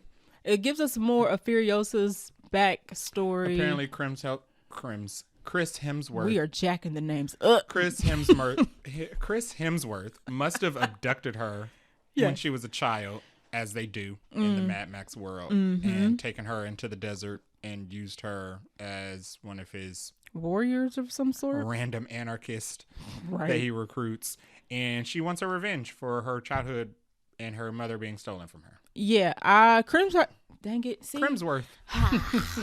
Chris Hemsworth he look like he really in his acting bag on this one though, I must say. Yeah, it looks like he's actually given things to do that are different from what we typically see. His accent is different. I think the last episode we were like, one of the episodes we were talking about him in Extraction. We were like, does he change up his accent? It's different in this. I don't know what I would call it, but it's not Thor and it's not Extraction. Mad Max is one of those movies where a whole bunch of people have different accents. Yeah, you're right. You're right. So he's giving his best dystopian accent. Yeah.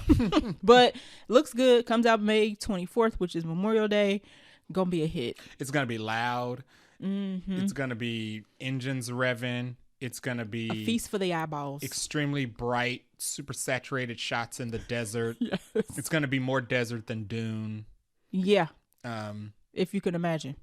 Yeah. And it's gonna be action packed. Absolutely. Next stop on the trailer park, Supacell, which is a show that's coming to Netflix. It is it takes place in South London. It's about a group of normal people suddenly developing superpowers, and the only apparent connection between them is that they are all black.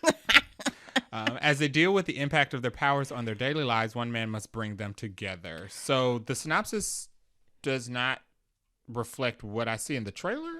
No, so this I added this because I was like, one, I hadn't heard about it. Two, it seemed like it's something different. So it's not your typical Tyler Perry special, and it looks like it features an all black cast. And I did not get that's why I had to look it up. I was like, I know it's about kids. They look like they're teenagers or young adults at least getting superpowers, but I didn't understand what it looks like somebody is after them because they have superpowers. Like they're on the hunt from an organization. Something like that. Yeah. But then I saw the synopsis and I was like, oh, I'm going to add this in here. For some reason, them all being black is a connection. Yeah. So from the trailer, watching the trailer, what I got from it was they accidentally get superpowers. Yeah. Right? But the gist of the show seems to be about one, the main character has the ability to travel through time and he sees that his girlfriend is going to die.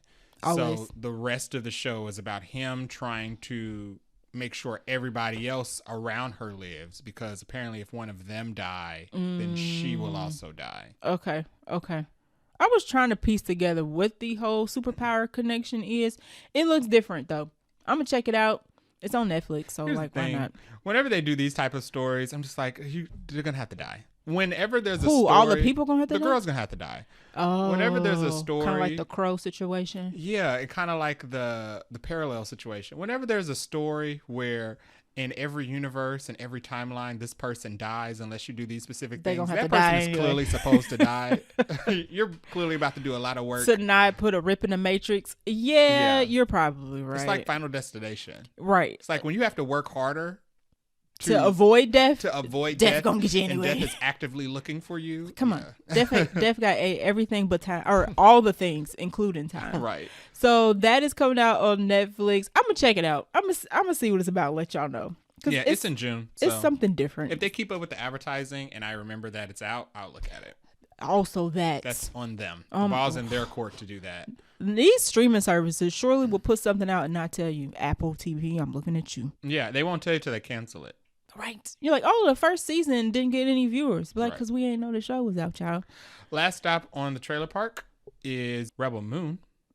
Okay, so tell me why I forgot this was even out until I went back through our bookmarks and was like, oh yeah, that trailer did come out. I mean, I watched it, but I forgot I watched it. I mean, it's more Rebel Moon. It looks like Rebel Moon Part 1. I would say it looks more interesting. Oh, really? You but thought so? The trailer for the first Rebel Moon looked interesting. Oh, okay. And then the movie was not. So you're going to get I don't want to say this movie looks more interesting because of a really good cut trailer. You won't be fooled twice, huh? I won't, because I watched that whole long thing. We did a full episode, y'all, on Rebel Moon Part 1. So go. It's paired with the Aquaman movie, I believe. Go listen to it to decide if you're going to watch Part 2 or not. I'm going to be honest. Rebel Moon Part 1 was a bad film. Very bad. It was not a good movie. At all. So I do not have excitement for Rebel Moon Part 2. Zero excitement. Like literally. I almost wish we didn't watch the first one because I feel like we got to just follow through and watch the second one. I could not be less excited for Rebel Moon Part 2. So, I mean, and luckily it's coming out when we're on vacation. That's the day we come back. So I don't have to hear about it. Oh, you're right. Or see about it. But yeah. What does the trailer show? The trailer shows basically Zack Snyder's version of the Magnificent Seven.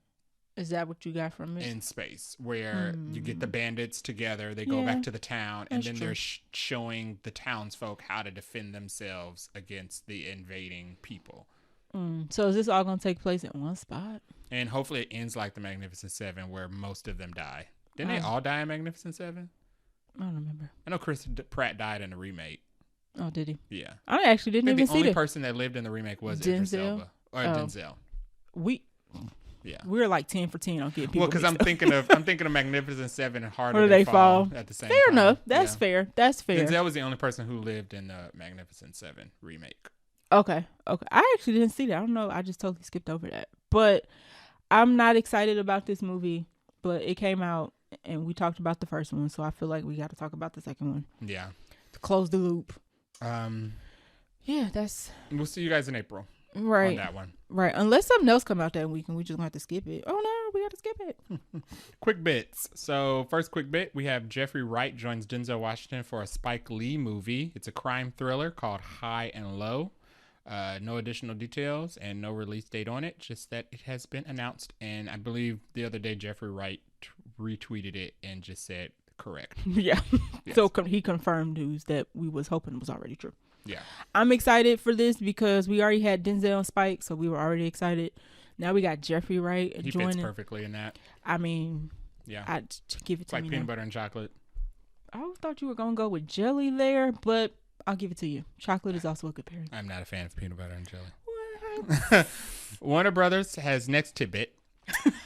Warner Brothers has set a March 7th, 2025, I was going to say 2025, date for Ryan Coogler's next project starring Michael B. Jordan.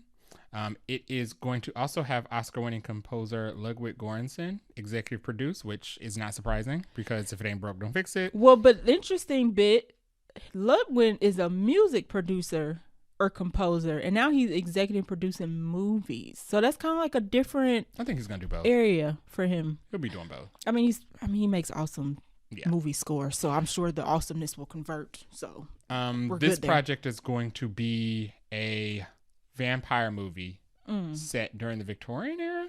So I last heard that it was going to be set in the civil rights area because it was going to be fighting the Ku Klux Klan, which I hope is very untrue. I hope that is true. No. Oh, that's the I don't equivalent want of an Indiana Jones movie, him fighting Nazis. And And Django did it, and it was very successful.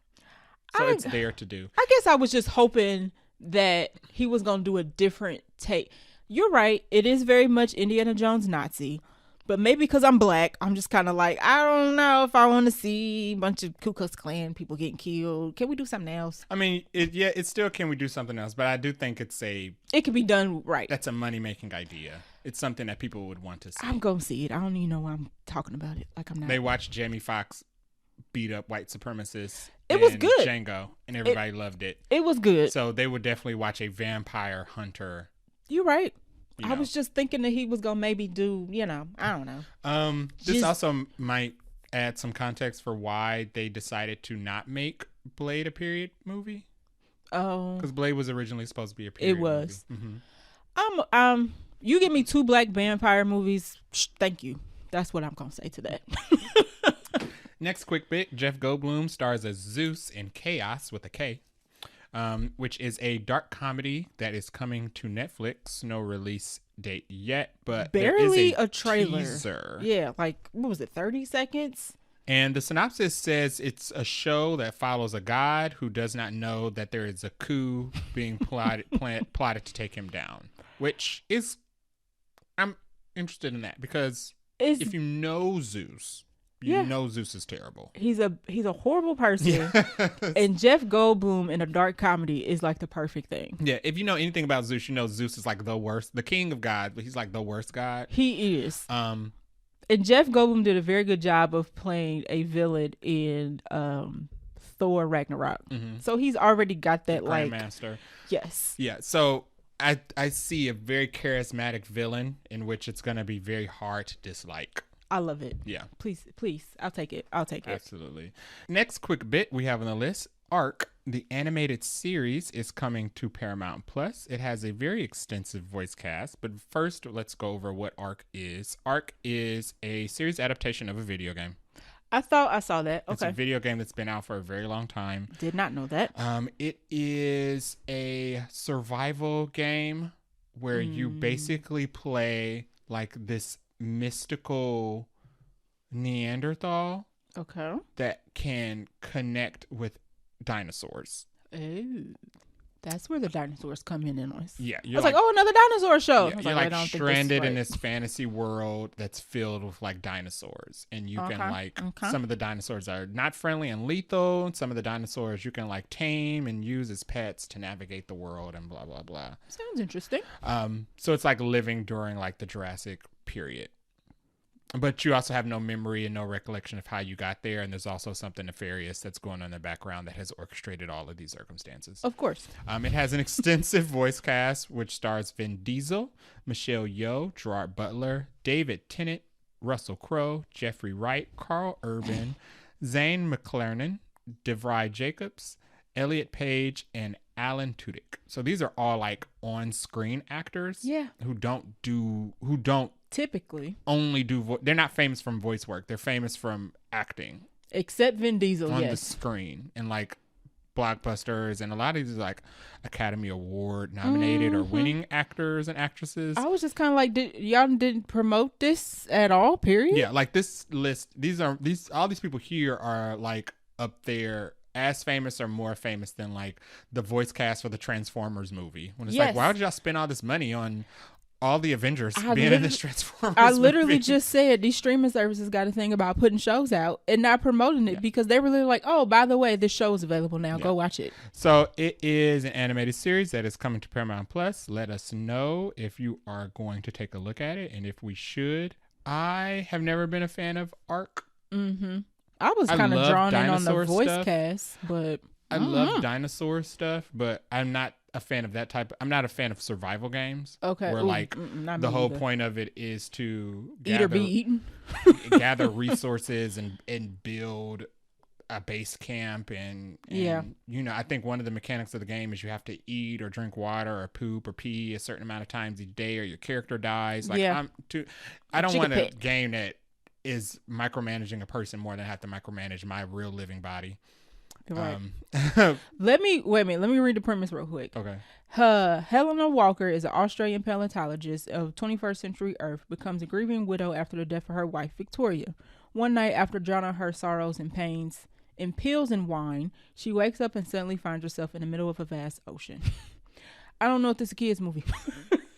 Yeah, or a kid's show. I'm sorry. I was like, oh, this might be something for kids to watch. I don't know about Victoria and dying and drowning in pills and wine, y'all. Maybe not. Maybe not for the kids. But let us know if you're going to watch it and if we should take a look at it. And we will. ARC has had 4 sequels. Wow. So it's been around for quite some time. Okay. Next quick bit on the list, we have a live action The Sims movie is in the works. That makes total sense, especially with the way things are going. Every video game is getting a movie. I keep saying it. And unsurprisingly, Margot Robbie is set to produce. That makes total sense, especially after her success on Barbie. Right. I mean, and especially after when the idea of the Barbie film was announced, I was like, this is stupid. And then the movie was really good. So now that The Sims coming out, I'm like, this is stupid, but it's probably going to be like super great and have like a message. Of course. And it's also going to have Kate Herron, who did the direction on Loki season 1. Good director. To direct this film. It might be a hit. No. They did that movie. What was the Ryan Reynolds movie where he played like the AI in that video game? It was like a rom-com. That we liked. Yes. Guy. Something guy. Video Free Guy. Free Guy. I like Free Guy. The blueprint's there. You're right. Yeah. You're right. That was actually well done. The blueprint is there. You take the exact synopsis of Free Guy and make it something else. It's gonna be based on like a female sim that's created in a video game, getting sentience and trying to discover the true meaning of life and whether. Okay, don't spoil it. I mean, that's just gonna be what it's. The B plot is gonna be about the human girl that's playing the Sims. Yeah. That's literally Free Guy. Trying to get over her God complex that she has torturing her Sims or whatever. We can't have Free Guy female version. We gotta do something a little different. Yeah. But Loki season 2 director is on it, so I have some faith. Next tidbit: The Neverending Story is getting a brand new film adaptation. The first movie came out in 1984. That's eerie. And this is going to be a remake. I don't think it's a remake. I just think they're redoing the movie. They're just making another live action based off the Neverending Story, which... I mean, do they have to? The world of the Neverending Story is there. They can't tell a different story there. Why? Why not just rehash what they've already done like they do for everything else? I don't know, y'all. Neverending Story is... The original film is kind of a classic. I think we might want to leave this one alone. I haven't seen the Neverending Story in so long. I don't want to watch that horse get swallowed by quicksand again. I don't think I want to see it in updated visuals, to be very honest with you. Part of the ending story... I think the visuals would be amazing. Yeah, but will the story be amazing? It's going to be the same story. But you would think. I would see updated graphics of the dragon dog. It's gonna do like The Lion King, where it's the same movie with better graphics, and you're gonna be like, this the same movie. Y'all ain't gonna change up nothing. People would like that. I feel like the Neverending Story is old enough, and it has not been revisited yet. True. And I mean, and The Lion King did make $1 billion, so hey, let me shut up. Yeah. I feel like that's true for The Lion King, who had sequels and stuff, and I think The Lion King had more of an impact, so it never went away. I never feel like The Lion King went away. True. Neverending Story definitely stopped being talked about. Correct. Next quick bit. Popeye the Sailor Man live action film is in development. Now this they can keep. I put it in the vaults and never. No, I'm gonna do a hard no on this one. So it says here the first live action Popeye the Sailor Man film was with Robin Williams in 1980. Never knew that, and I'm a Robin Williams fan. It was critically panned, but I guess now it is a cult. It's one of those movies that came out, everybody hated it, but then it developed a cult following after the fact. Very quiet cult following because it's probably very small. I didn't even hear about it in the cult circles. It'll start coming up. Everybody who loved this are gonna, with their pitchforks and brimstone and fire, are going to talk about this live action version if it ever sees the light of day. It shouldn't, and I don't think that's a bad thing. I agree. I don't think we need a Popeye the Sailor Man movie, but you know what? That's not going to stop them. So no, it's not. Just like Neverending Story. We'll keep you guys updated on more details come up about this train wreck. Thoughts and prayers. More details on the Cat in the Hat animated movie that is supposed to be releasing next year or this year? I think it's next year. Next year. That will star Bill Hader as Cat in the Hat instead of Mike Myers, who played him the first time. Correct. And live action. Was there an animated Cat in the Hat? There was an animated Cat in the Hat movie, but do we know who played the Cat in the Hat? I don't recall. Every time I think of Dr. Seuss animated or live action, I think of The Grinch Just Stole Christmas and not Cat in the Hat. Yeah, it looks like the only... Oh, it says Martin Short. Oh. Played the cat? Yeah, it says Martin Short, the Cat in the Hat. So he must have been the animated guy. Because live action was definitely Michael Myers. Yeah, so he must have been the animated Cat in the Hat voice actor. Okay, I'm good. So Bill Hader will be the new Cat in the Hat, but also Quinta Brunson, Bowen Yang, and Xochitl Gomez will also be in this film doing additional voice work as well. I mean, you need to have a good cast for this to get people to actually go see it, I think. It'll probably be the mom and the two kids. Probably. You're probably right. Yeah. That makes sense. Quinta Brunson will probably voice the mom, then Bowen Yang and Xochitl will be the kids. Yeah. Sure. I don't know how much I'm looking forward to this one, but we'll see. I wasn't a fan of the Cat in the Hat. I don't like cats, and I don't like annoying children. You would watch Puss in Boots. And Scat? Puss in Boots was different. He's a sarcastic cat though. And an adult. And very much an adult. And the kids in Cat in the Hat, the kids weren't annoying, but I was never a fan of Thing 1 and Thing 2. Also, yeah, you're right about Thing that. 1 and Thing 2 were never my favorite. You're right. You're right. We'll see how this one goes. I don't know.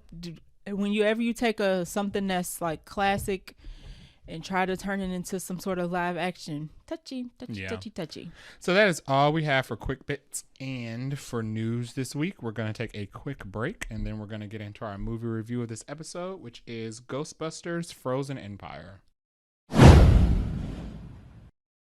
Welcome back, if you paused and took a break. This week we watched Ghostbusters Frozen Empire, which was released on March 22nd. Not on Netflix, that's in my notes. In theaters. Is directed by Gil Kenan, who was the writer and executive producer from Ghostbusters Afterlife. The cast includes McKenna Grace, Finn Wolfgard, Paul Rudd, Carrie Coon, Kumail Nanjiani, Pat Oswalt, Celeste O'Connor, and then it also features Bill Murray, Dan Aykroyd, Ernie Hudson, Annie Potts, and William Alderton. Atherton, I think. Yeah. Okay.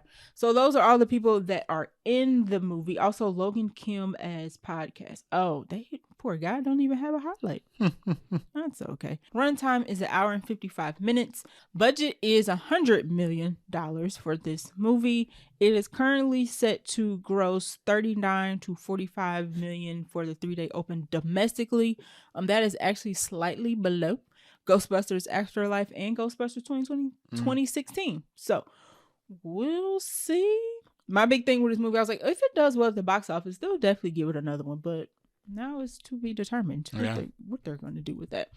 Ratings wise, for a cinema score, it got a B+, which is not outstanding.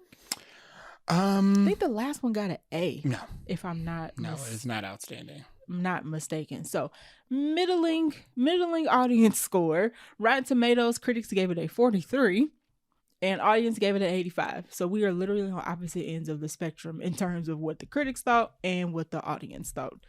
Do you want to summarize the plot? Sure.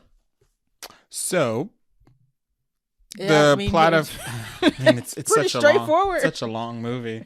The plot of Ghostbusters Afterlife is that Afterlife. Frozen Empire is that it picks up right after Afterlife.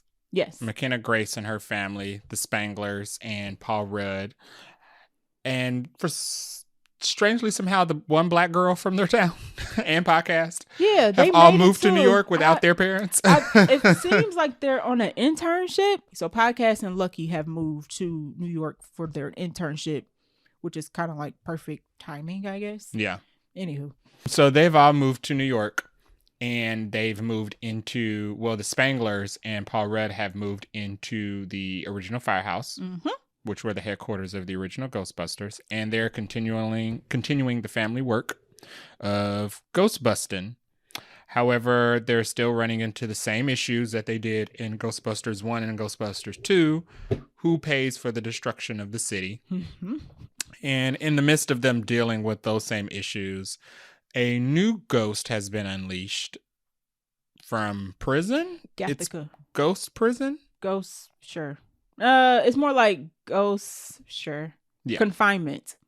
It's kind of like in The Mummy, where they put Imhotep in the sarcophagus, and if you opened it, all heck would break loose. So basically, it's the Mummy. It's the freaking They Mummy. move to New York. The Night King gets released. He brings on He brings on the next long apocalypse. He brings on the long night. Right. And the North remembers. Basically. That is the plot of That Ghostbusters. Is the plot. Now I'm going to do this like we did last episode. I was like, can you really spoil this? Can you? Not really. Okay, so we're just going to, do we want to like not do a spoilers? Yeah, first? there's nothing to spoil here. Okay, so we're going to go straight into spoilers here. So if you don't want to be spoiled for the rest of this review, pause, go watch the movie, and then come back. Right. So let's talk about who we liked and didn't like acting wise in this movie. I'll go first. Go ahead. I didn't like the daughter. I didn't like her as a character. I didn't like her as... They made her unlikable. And she was my favorite part of the first one. She was a very Afterlife, because she was smart and she was nice. Yeah. But she was awkward. She was smart.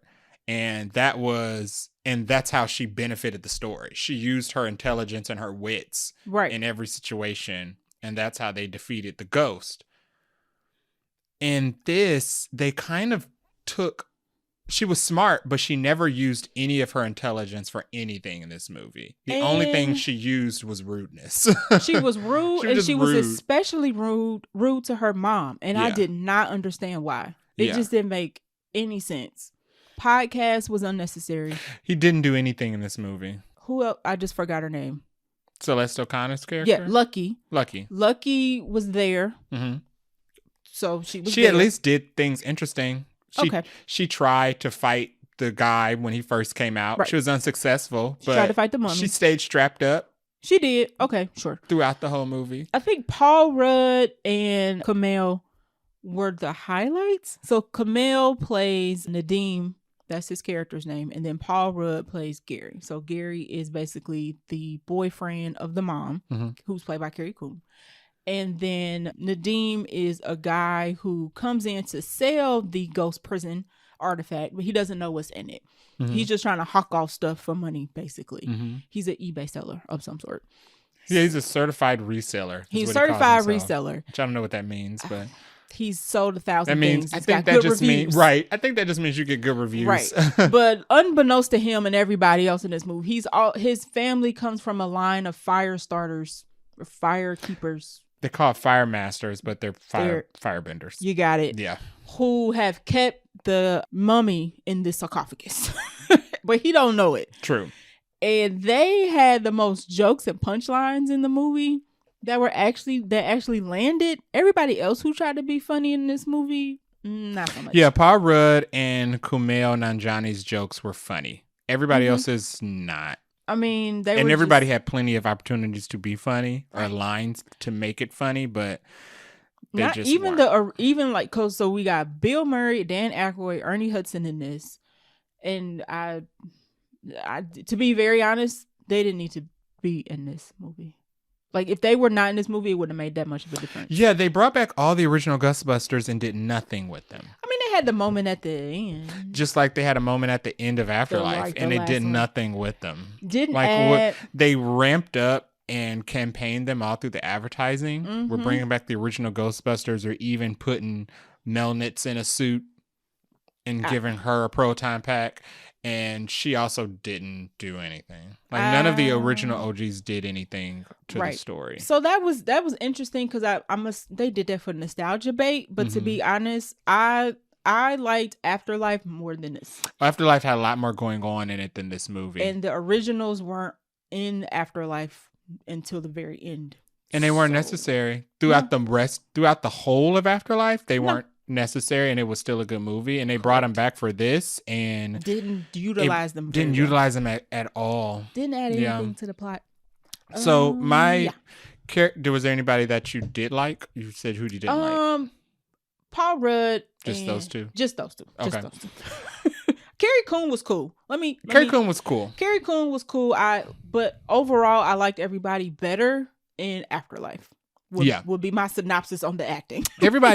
I liked Carrie Coon's character in this one better than I liked her in Afterlife. Mm-hmm. Afterlife, her character just rightfully seemed just very exhausted with everything. Yeah. Raising two kids by herself, and her dad who sucked to her. Right. Because he wasn't around, and then he died. So I liked her more in this one because she seemed happier in this film. Yes. Yeah. I agree. I did enjoy Paul Rudd as well as Kumail Nanjiani. I also have to jump on I did not like McKenna Grace in this movie at all. And it's just because they just ruined that character. She was not like fun or any, she was just annoying. I enjoyed her brother more than I enjoyed her, which is so backwards. Correct. I agree with you. Yeah. There was one point where she tells her mom, if this was back in the 80s or whatever, you just be answering phones. And I'm like, she was like, if you weren't a Spangler, you'd be answering our phones. So she basically tried to call her Melnitz. As an insult. It was just kind of like, girl, why are you talking to your mama like this? Because, okay, whatever. Yeah, because the main crux of this movie is that, outside of the ghost, is that she is under the age of 18. And even though ghost busting is technically legal and accepted, the destruction part is the illegal part. Right. The mayor is not happy that they tearing up the city. But the ghost busting, it seems like the general populace is okay with them being Ghostbusters. Correct. But she is underage. So she cannot participate because she's under the age of 18. And legally, you can't be an employee because of the labor laws. Right. So she has to wait 3 years before she can rejoin being Ghostbusters. And I get that she's frustrated because she made a point. In the first movie, I was the one who saved the world. The rest of y'all weren't Ghostbusters. It was me. I'm the OG. Who found all this stuff and taught y'all how to use it. And now that y'all are just like running around gallivanting, busting ghosts without me. Mm-hmm. But yeah, she was a little jerk very much jerk. And she wasn't smart. She did not use her wits. She actually went the opposite direction and did stupid things. Right. So let's get into what we liked and what we didn't like. Speaking of things that she did that we didn't like in this movie. Mm-hmm. So I would say I like that it's officially a family business. So they've all packed up their things and they've moved to New York, and now they're like a ragtag team of ghost busting as a family, although that kind of quickly dissipates when Phoebe is not allowed to be a Ghostbuster anymore. But they continue on without her. I do like, it's always funny and always in all these superhero movies, and this movie would technically be included, that the hero is always jacking up the city, because the mayor is kind of right. Like, y'all keep tearing stuff up, and who is paying for this? Yeah. Like, there's a hole in the beginning of the movie, they pan out, and they hit this office building, and the office building floor just like taking out. It's like the scene from Civil War where Wanda accidentally blows up the side of the building with the and UN. you're like, y'all doing a lot of destruction while y'all trying to save people, and the city got to pay for this. So I'm gonna need y'all to ramp it down. Oh, I also like when they add real world things to movies, like the like, comment, and subscribe. So Dan Aykroyd's character is now doing like a YouTube channel. Podcast is his assistant. So they're trying to do this YouTube channel, and Podcast is trying to tell him to make sure he tells the audience to like, comment, and subscribe so he can get, because, you know, he's not into all that. So I always like when they add those little like current now tidbits into a movie, because it makes it just a little relatable. Yeah. I think the buck stops there. Things I liked about the movie. I can't point out anything particular about this film that stood out. Because nothing in this film stood out. It wasn't a bad movie, but it definitely felt like the Jurassic Park 3 of the Jurassic Park movies. Yeah. Where this is a movie. This is a movie about all the things that I like. Of dinosaurs and people running away from dinosaurs in a world that I like, in the world of Jurassic Park. Actors that you enjoy from other things. But this movie does not do anything different or interesting. No. And it doesn't use the characters in any interesting way. Kind of like Jurassic Park 3, where they brought back Sam Neill. Right. But then kind of made his character less fun. Yeah. He was just running around. Doing the same thing he always does. Yeah, less fun with less interesting people. There you go. Surrounding him. With a less interesting plot. And in this movie, the less interesting people, unfortunately, were the OGs. Yeah, They completely made the OGs the most uninteresting characters of the movie, because they were literally there just in the shot, not doing anything. They could have just made up new characters to be the OGs, and the movie would have moved the same. Yeah, like Dan Aykroyd. I get why he was there, because he's the only one who not only one, but he's the main one who lives in New York, who still stays in the public, because he has a shop and he has his YouTube. So I understand Dan Aykroyd being there, but he didn't need to be there. No. Ernie Hudson did not need to be there. Bill Murray had a funny scene. Super didn't need to be there, because they threw him in 2 scenes. You're right. I'll say he had a funny scene, but it literally could have been anybody. They could have had Lucky do that scene, and it would have been exactly the same. Yeah, they could have been like, oh, we borrowed this Voight-Kampff machine from Bill Murray, right, and are using it to see if Kumail Nanjiani is a real person or not. But he didn't, and then he shows up at the end. Spoiler, we're full of spoilers, but he shows up at the end to help fight off the bad guy. But he kind of just knocks on the door and is like, "Hey, I wanted to see if you guys needed help." And it's like, and it's supposed to be a real ha ha ha ha ha. Somebody in the audience tried to clap, and I heard 2 claps, and then they gave up because nobody else. It didn't really catch on. Everybody else in the theater was like, "Okay, so why did you show up?" Right. Where was you at earlier, I guess? So yeah, there was nothing in particular that I can say that I liked about it. I did not dislike the movie. It was just a film. It was slightly less. It was literally just you're right. a theatrical release. That's all it was. It didn't even add anything to the world of Ghostbusters. No. Honestly. No. My biggest thing about what I did not like about this movie was the lack of ghostbusting that we saw. Yeah, and it lacked a ghost. That was what I did not like about it. It opens with a ghost-busting scenario scene. It ends with the ghost-busting scenario scene. We get Imhotep at some point, obviously, in this movie, like the last, 45 minutes. But there are, as you pointed out when we were talking about this, there are 2 separate scenarios where the family goes off to do a call. They have to leave Phoebe behind because she can't be out there anymore. We don't go with them. Yeah, we end up getting stuck with Phoebe. And the rest of the middle of the movie is being with Phoebe, who's bored and sad and disappointed because she can't do anything fun. Right. And we have to spend the rest of the movie with her befriending a dead girl. Melody. A dead girl. Melanie, or one of the Melody. two. Yeah, there you go. Who died in a fire at some point in time. They don't really say when. They never went back to that in the movie, actually. About how she died. She died.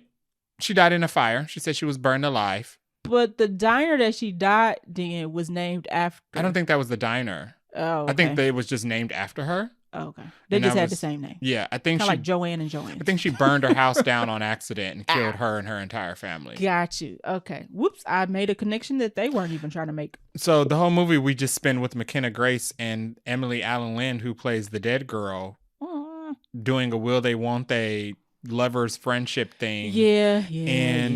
Then the guy, Garaka. He's the villain of this movie. I was trying to find the name instead of keep calling it the Mummy. Garaka doesn't show up until 45 minutes into the film.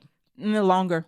It was at least an hour. It was the last 20 minutes of the film when they finally come face to face with Garaka and have to do something about it. Yeah, I was going to say the main ghost didn't show up maybe till like the last 45 The whole movie is literally just spent running around with McKenna Grace, being sad and making friends with the ghost girl, hearing about Carrie Coon and Paul Rudd and Finn Wolfhard running off to do ghost busting, but we don't see it. There's scenes when we see the car drive down the street. We're not with them. Nope. Twice. She watches them load up the car and go bust ghosts. They drive out of the garage and we have to stay with McKenna Grace while they go do the fun stuff. Yeah. And then we get scenes of Dan Aykroyd trying to figure out, am I too old to do this anymore or not? And it's like, the answer is yes. We don't have to spend 15 minutes on this film with Ernie Hudson trying to talk Dan Aykroyd down off a cliff. It's like, y'all are all too old to be doing this. It's just a lot of the way it's got that problem of when you go see a Godzilla movie or a King Kong movie, you're like, cool, there's humans here, but what about the monsters? We need monsters. And this was like, cool, I understand the family dynamic and the people of the story, but where's the ghost busting at?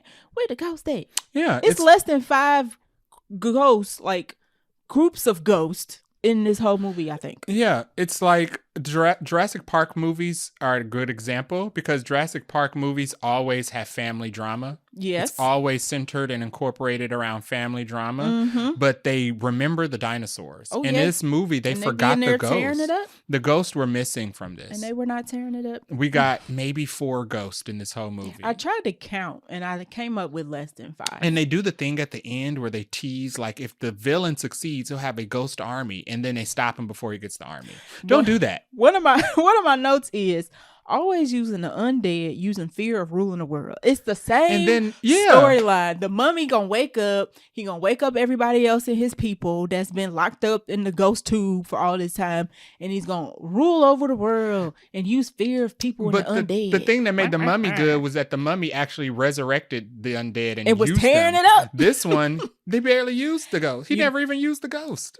Yeah, he let the ghost out. Yeah, I thought, and then was like, okay. I was like, oh, we're gonna get a full scale Battle of New York. We didn't. The scene in the trailer of Paul Rudd and Carrie Coon and McKenna Grace and Phil Wolfhard in the trailer of them standing on top of the firehouse, and the whole city is covered in ice and snow, and Paul Rudd is like, we're about to go into battle. Yeah, that's not in the movie. There's another scene, I didn't realize that till just now. There's another scene where Lucky gets frozen to death. That's not in the movie either. Yeah. That's not in the movie. So they didn't cut out some Ghostbusters. We don't get a huge battle in this movie. We don't get any huge fights. We get a suit up scene, but right after they suit up, Garaka shows up, freezes them all, and it's just McKenna Grace. Oh, and our fire starter. And our firebender. Right, who's not very good at his job. Because in his defense, he just learned this skill, so he not really like an expert at the firebending. Yeah, it was just a film. The one thing that I do think that they did really good is they gave every character a character moment. We got scenes with Carrie Coon and we got scenes with Paul Rudd talking about their relationship and how Carrie Coon wants Paul Rudd to take more of a parental figure in their lives because they're technically in it for the long haul now. We get, I mean, even though everything about McKenna Grace's character in this movie is boring to tears, but we get plenty of character development with her, I guess. With her.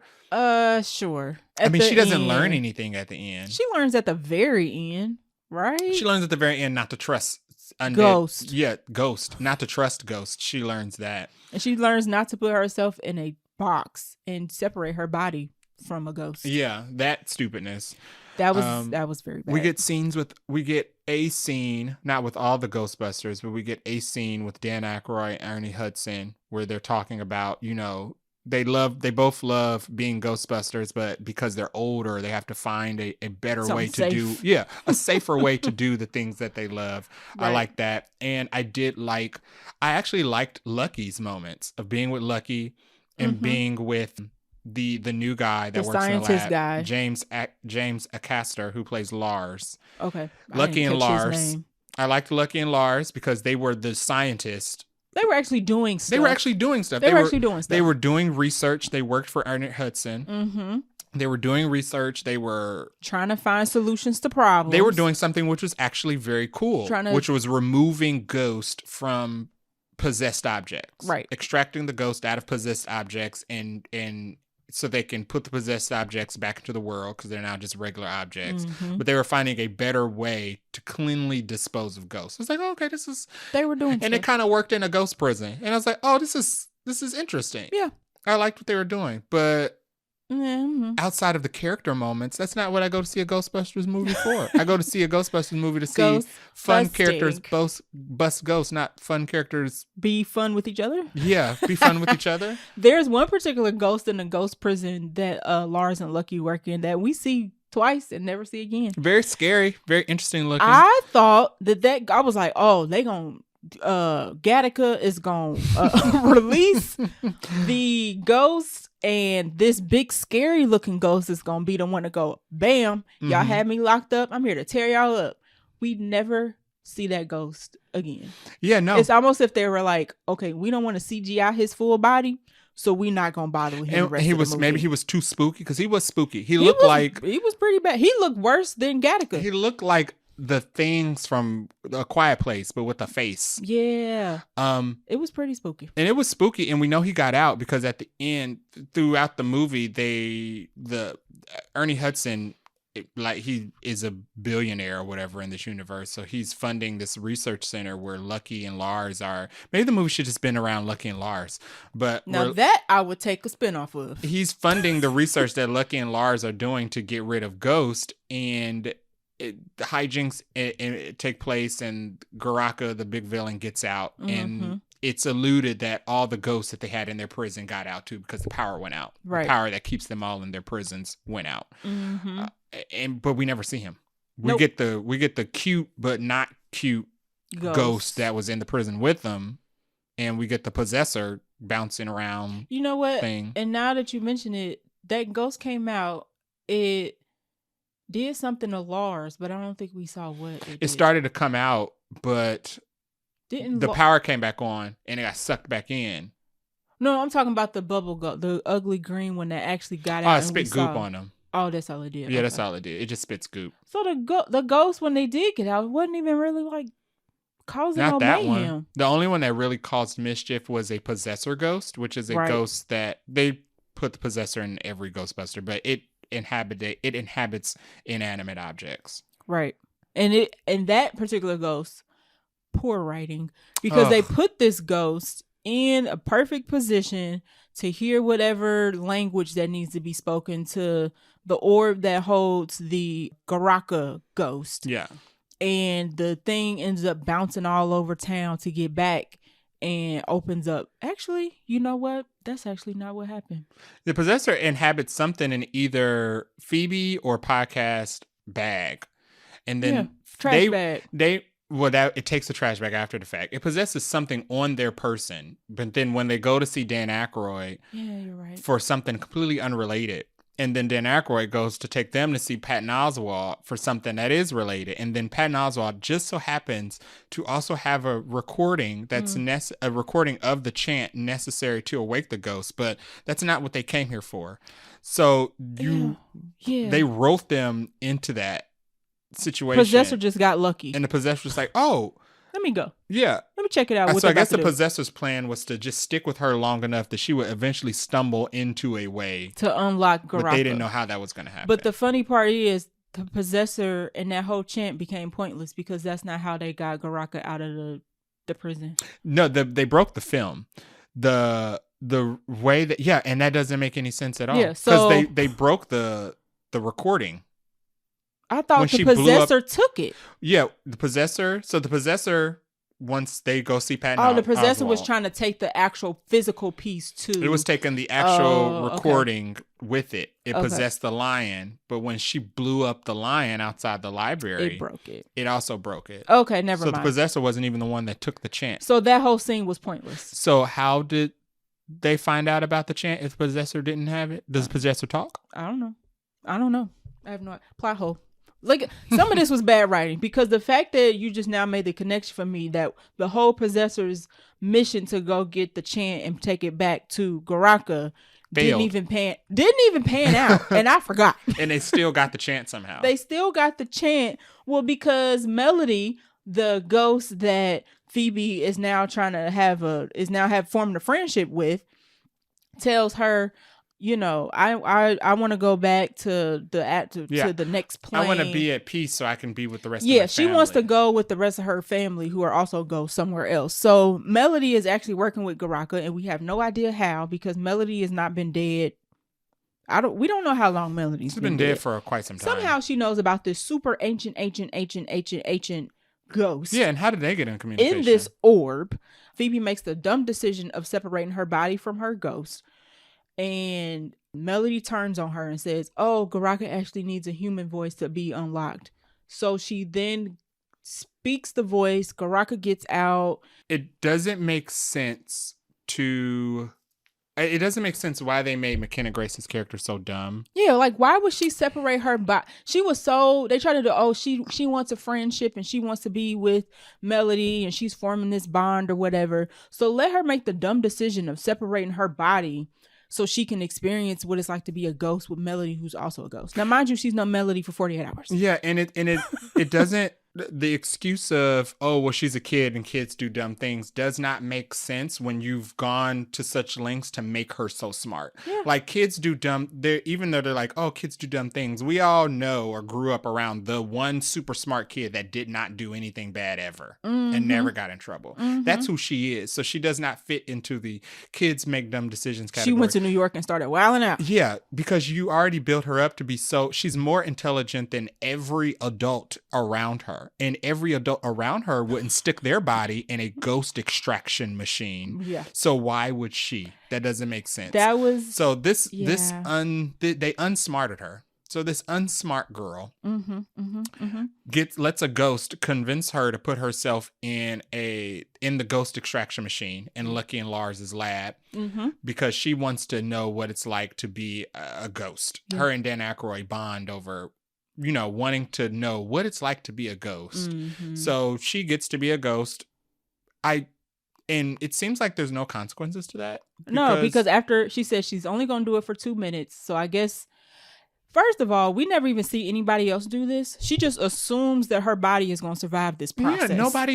And she asked in the beginning when they said, "Have you tried it on human possession?" And they said, "No, we don't even know the metrics on how to do that correctly." So she does this untested. She could have died. Yeah. She could have exploded because we don't know what she could have melted. What kind of protons are flying around in this? She could have cancer. Like we don't know what's She's going on. Walking radiation in this box. At this point. It also doesn't make sense that so she extracts her soul out. Garaka uses it to get herself out of the bubble. Why did Garaka put her back in her body? I don't know. Why didn't Garaka just snap her being into non-existence or just send her to the other side? Why send her back to her body so that she can stop you? I actually thought that was going to happen. I thought she was going to be stuck as a ghost because of what she did. Or, she at least for a little part of the movie. Like, I thought she was going to spend the rest of the movie up until the end as a ghost because she made the dumb decision to separate her ghost from her body. She deserves to be moaning Myrtle for the rest of her life. Because why would you separate yourself from your body? It just didn't make any... In a machine that hasn't been tested. It didn't make any sense. Let's get into... Do you have any random notes that you wanted to throw out? Let's see. Actually, I think we covered everything. Oh, the one scene I did like, and I'm kind of doing this favorite line, favorite scene part a little early, is that when they do first get they have the issue with, I can't remember if it was before Garaka or after Garaka or whatever. The lights and stuff, the power starts going out in the lab and everything goes dark. And then the aliens, that's what it feels like. It turns into like a horror thriller. My note says it's giving alien in the lab because the ghosts start being able to come out of their little barriers, like the super scary ghost, the super scary ghost that we were talking about starts coming out of this little shell. Like, oh snap, I'm free, and it's like real dark and it's real spooky, and it actually is giving aliens. So that was probably one of the better scenes. Yeah, they're the good movie. at spook, and I thought the opening was really good when the fire department it came to rescue the adventurers. Yes. Oh, I forgot all about when they the do the flashback in the beginning, and they go and the room is completely covered in ice and everybody's dead. Inside of it. I thought that was like, I actually forgot about Ghostbusters still has the ability to do like spook, even though it's like a family movie. Yeah. They can still keep you on your edge and like you don't know when something's gonna jump out. Which is why we should have had more ghost busting because it was clear they did the ghost busting. There was a lot of after effects very well. We saw a lot of ghosts that they had already captured in cages in like this ghost zoo, but we didn't get to go with them to any of these get ghosts. the ghost. So little notes that I had, So I don't think they're creating ghost landfills, basically. Yes. Because they have not figured a way to actually dispose of the spirits. No. Or get rid of the spirits. Have not. They're just putting the spirits in trash compactors. Yeah. Big old trash compactors. When the trash compactors get too big, they have to build another trash compactor. So eventually they're just going to have a bunch of vaults of ghost spirits. I don't think that's a good idea. Because ghost vaults are never a good idea. There are deranged people who will look for these things and try to open them. Absolutely. Like something called... Let alone being the evil ghosts themselves. Like freaking Imhotep. Hello. Garaka was forgettable. There was nothing special about Garaka at all. You know what Garaka reminded me of is the villain from Aquaman 2. Where we equally forgettable. Which we didn't get to the last 20 minutes and then they killed him. Garaka had zero impact on this film, which is strange because he's the villain. Yeah. No impact whatsoever on this film. And he was barely in it. 20 minutes. He's not listed as voice work. Whoever did the voice work on him or motion capture or whatever, not listed. He talked, right? Yeah, he did like some chant. He said, "You are the fire master. Are you the fire master?" Okay. Yeah, I'm not even remember if he talked in the movie, so that's probably not good. Zool was Olivia Wilde. They at least had stunt casting. Garaka had nothing. Well. The scene in the trailer where the Frozen Empire actually begins and New York freezes over. Quick. Last 30 minutes of the movie. Also, we have seen it 12 times in the trailer, so it wasn't nearly as impactful. It wasn't. And some of the scenes in the trailer during that were cut, so they weren't even in the movie. Nope. I like the Voight Comp machine. The Voight Comp machine. Voight Comp machine from Blade Runner. It's in the Blade Runner, that's how they could tell if you were a person or a robot. Oh, okay. They were actually, it's not the Voight Comp machine, it's the Voight Comp test. And it basically like, do you know what love is? They ask like obscure questions. They ask human questions to a robot to see if it's going to give away the fact that it's a synthetic being or not. Okay. I like that was Bill Murray's. That was a good scene. Strainer with wires. Yes. Covering it with, it looks like underwear that they strapped to. The funny line was he was like, "I guess I'm okay. I have a pasta bowl on my head." That was one of the funny lines. I thought that was funny. Next note, we're 30 minutes in. The bad guy hasn't revealed itself yet. And 30 more minutes went. Next note after that, 45 minutes in, no villain. I told you it was a good hour before Imhotep showed 45 minutes into this movie, there's no villain. And I want to stop to talk about that too. Mm-hmm. I don't like when they do things where the evil entity is trapped. However, it still has the ability to do all the things it would be able to do if it was not trapped. And don't explain how. The evil entity, and I have the same issue with the Evil Dead, because the Evil Dead doesn't make any sense. But this is a horror movie, though. It's not supposed to make sense. Well, the thing with the Evil Dead is that you're supposed to play the tapes or say the chant to wake up the dead spirit, but throughout the movie, before they get to that part, they hear the spirit in the woods. Okay. And it's like, okay, so are you trapped or are you not trapped? Are you not trapped? Because this evil entity, Garaka, is trapped in this mystic ball he's so powerful that he can bring upon the next ice age and kill people with fear itself. The apocalypse. So this this prison has to be more powerful to hold in something powerful. Yeah. So even though he's been in this ball for centuries, like a sarcophagus. For centuries, he's still able to talk to everybody outside. That's not how prison works. No. You don't get to talk to everybody outside of prison. Wherever he's omnipresent, even inside the prison, he's able to freeze the streets of New York. I was literally about to say, we can visually see him doing things. We literally see him freezing things in New York. We literally see him affecting the ghost out in the world. Yeah. And he's in the prison. At the same time. How does that work? He developed this whole plan from his prison. From a girl who we don't even know how they met. A good prison means you can't communicate with the people on the outside to orchestrate your release, because that's the point of prison. And was very confusing. They were like, when you picked up the artifact, your hand would freeze. Okay, I'll get that part. Yeah. But I don't see how the person inside the artifact is communicating to a ghost. Yeah. Who ideally didn't die that And long if it was ago. that easy to do, if all he had to do was find a ghost to convince an idiot to free him, why did it take centuries?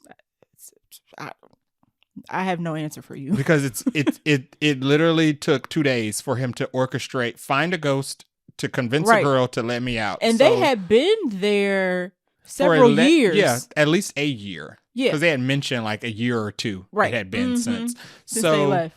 I'd stop saying something is locked away and waiting to be released if it can move about the cabin as if it's right. Like, because then what's the point of releasing it? By the time they got out the ball, it was like, well, he clearly obviously he was controlling the Stay Puft things from inside the ball, but whatever. I think it was bad writing, to be honest. It was just bad writing, and they just had plot holes that they were okay with having, and we were like, we caught that, we see that, you need to fill that gap. And 2 more notes. One, the main villain finally showed up, and it's still slow because the villain showed up and didn't do any.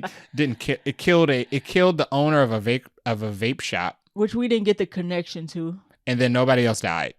No, it didn't even assault anybody. No, it tried to, but it moved very slowly. They could on have purpose. Given us the villains here. Show us him destroying the city. I mean, the only thing we see is that he freezes everything, but we don't see like.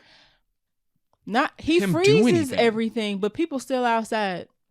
Yeah, in the regular clothes. Mm-hmm. Like, oh, it's frozen. Like let me walk outside. New York City is based on infrastructure so much that if the subway is down, if the train is down, everybody is not expected to be at work, and you won't get in trouble. Like if the train from Brooklyn to Manhattan goes down, you're just, and if you live there, your job just like, I guess you just get to stay home today because maybe I don't know. We're not gonna.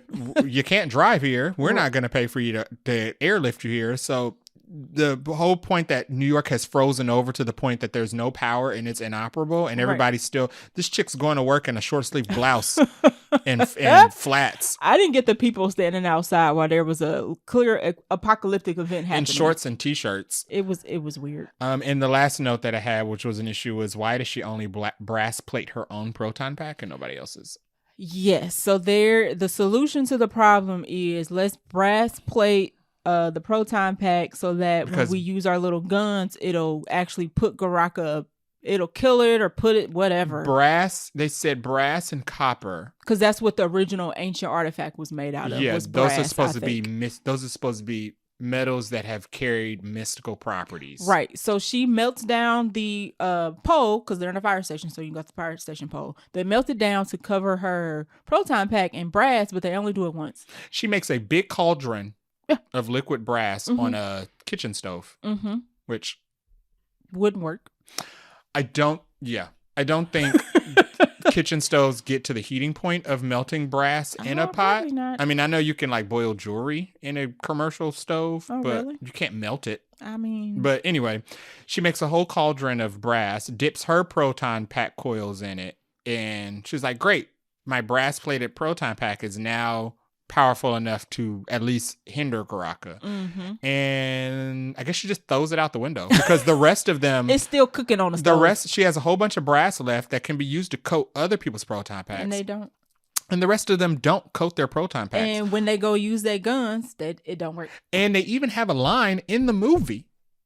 So they're getting suited up after not adding brass to their proton packs. Yeah. They're getting suited up to fight Garaka. And Lucky says, I don't know why we're doing this anyway, because I already used my proton pack and it didn't do anything. Yeah. So they just don't listen to her. Nope. And then when Garaka shows up and they all shoot the beams, it happens again where it doesn't do anything. And I'm waiting for Lucky to be like, I told you. I told y'all. But instead they get frozen. Instead they just get frozen. Yeah. And because they made McKenna Grace's character so dumb throughout most of the movie, they had to whip it back around to her being smart and save the day. And they didn't realize that, we spent an hour and 45 minutes dumbing this character down.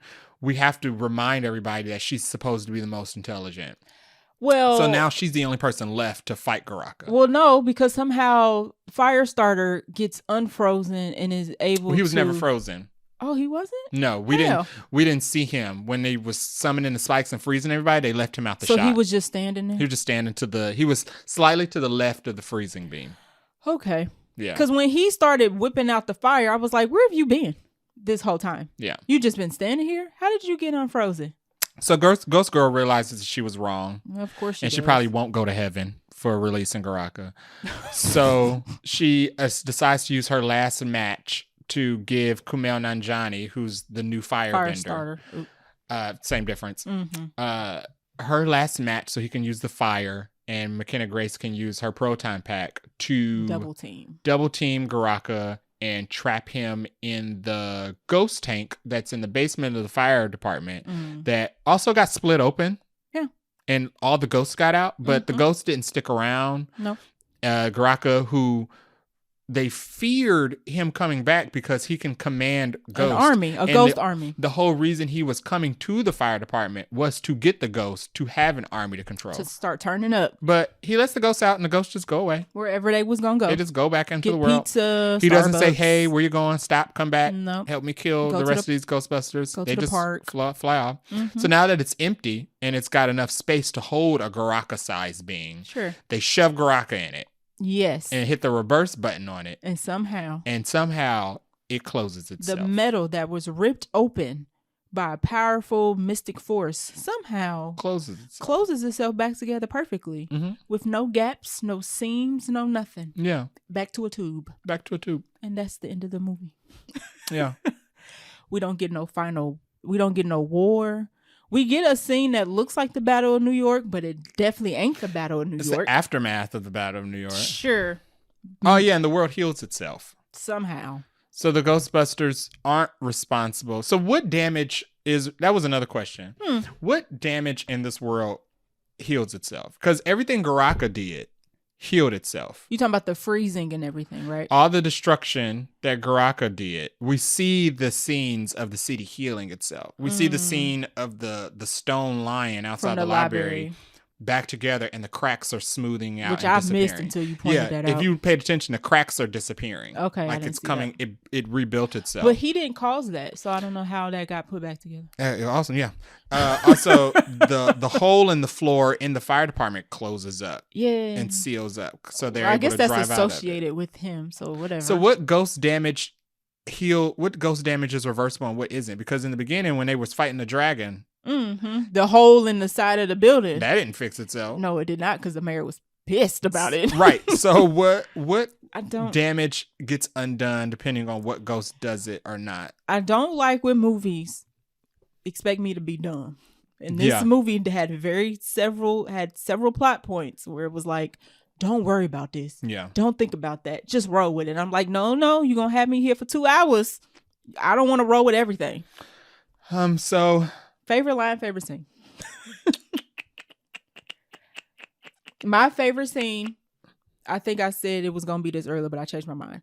Where Paul Rudd does the Ghostbusters. It's in a trailer where he does the who you gonna call, but he like talks it out as a pep talk to Carrie Coon versus actually sneaking it. That was actually funny and got a good laugh out of everybody in the theater. My favorite scene, I guess, would be when Carrie Coon and Paul Rudd are having a conversation about him possibly being a stepdad, and she's telling him he needs to be tough. He's like, I can be tough. She's like, no, you can't.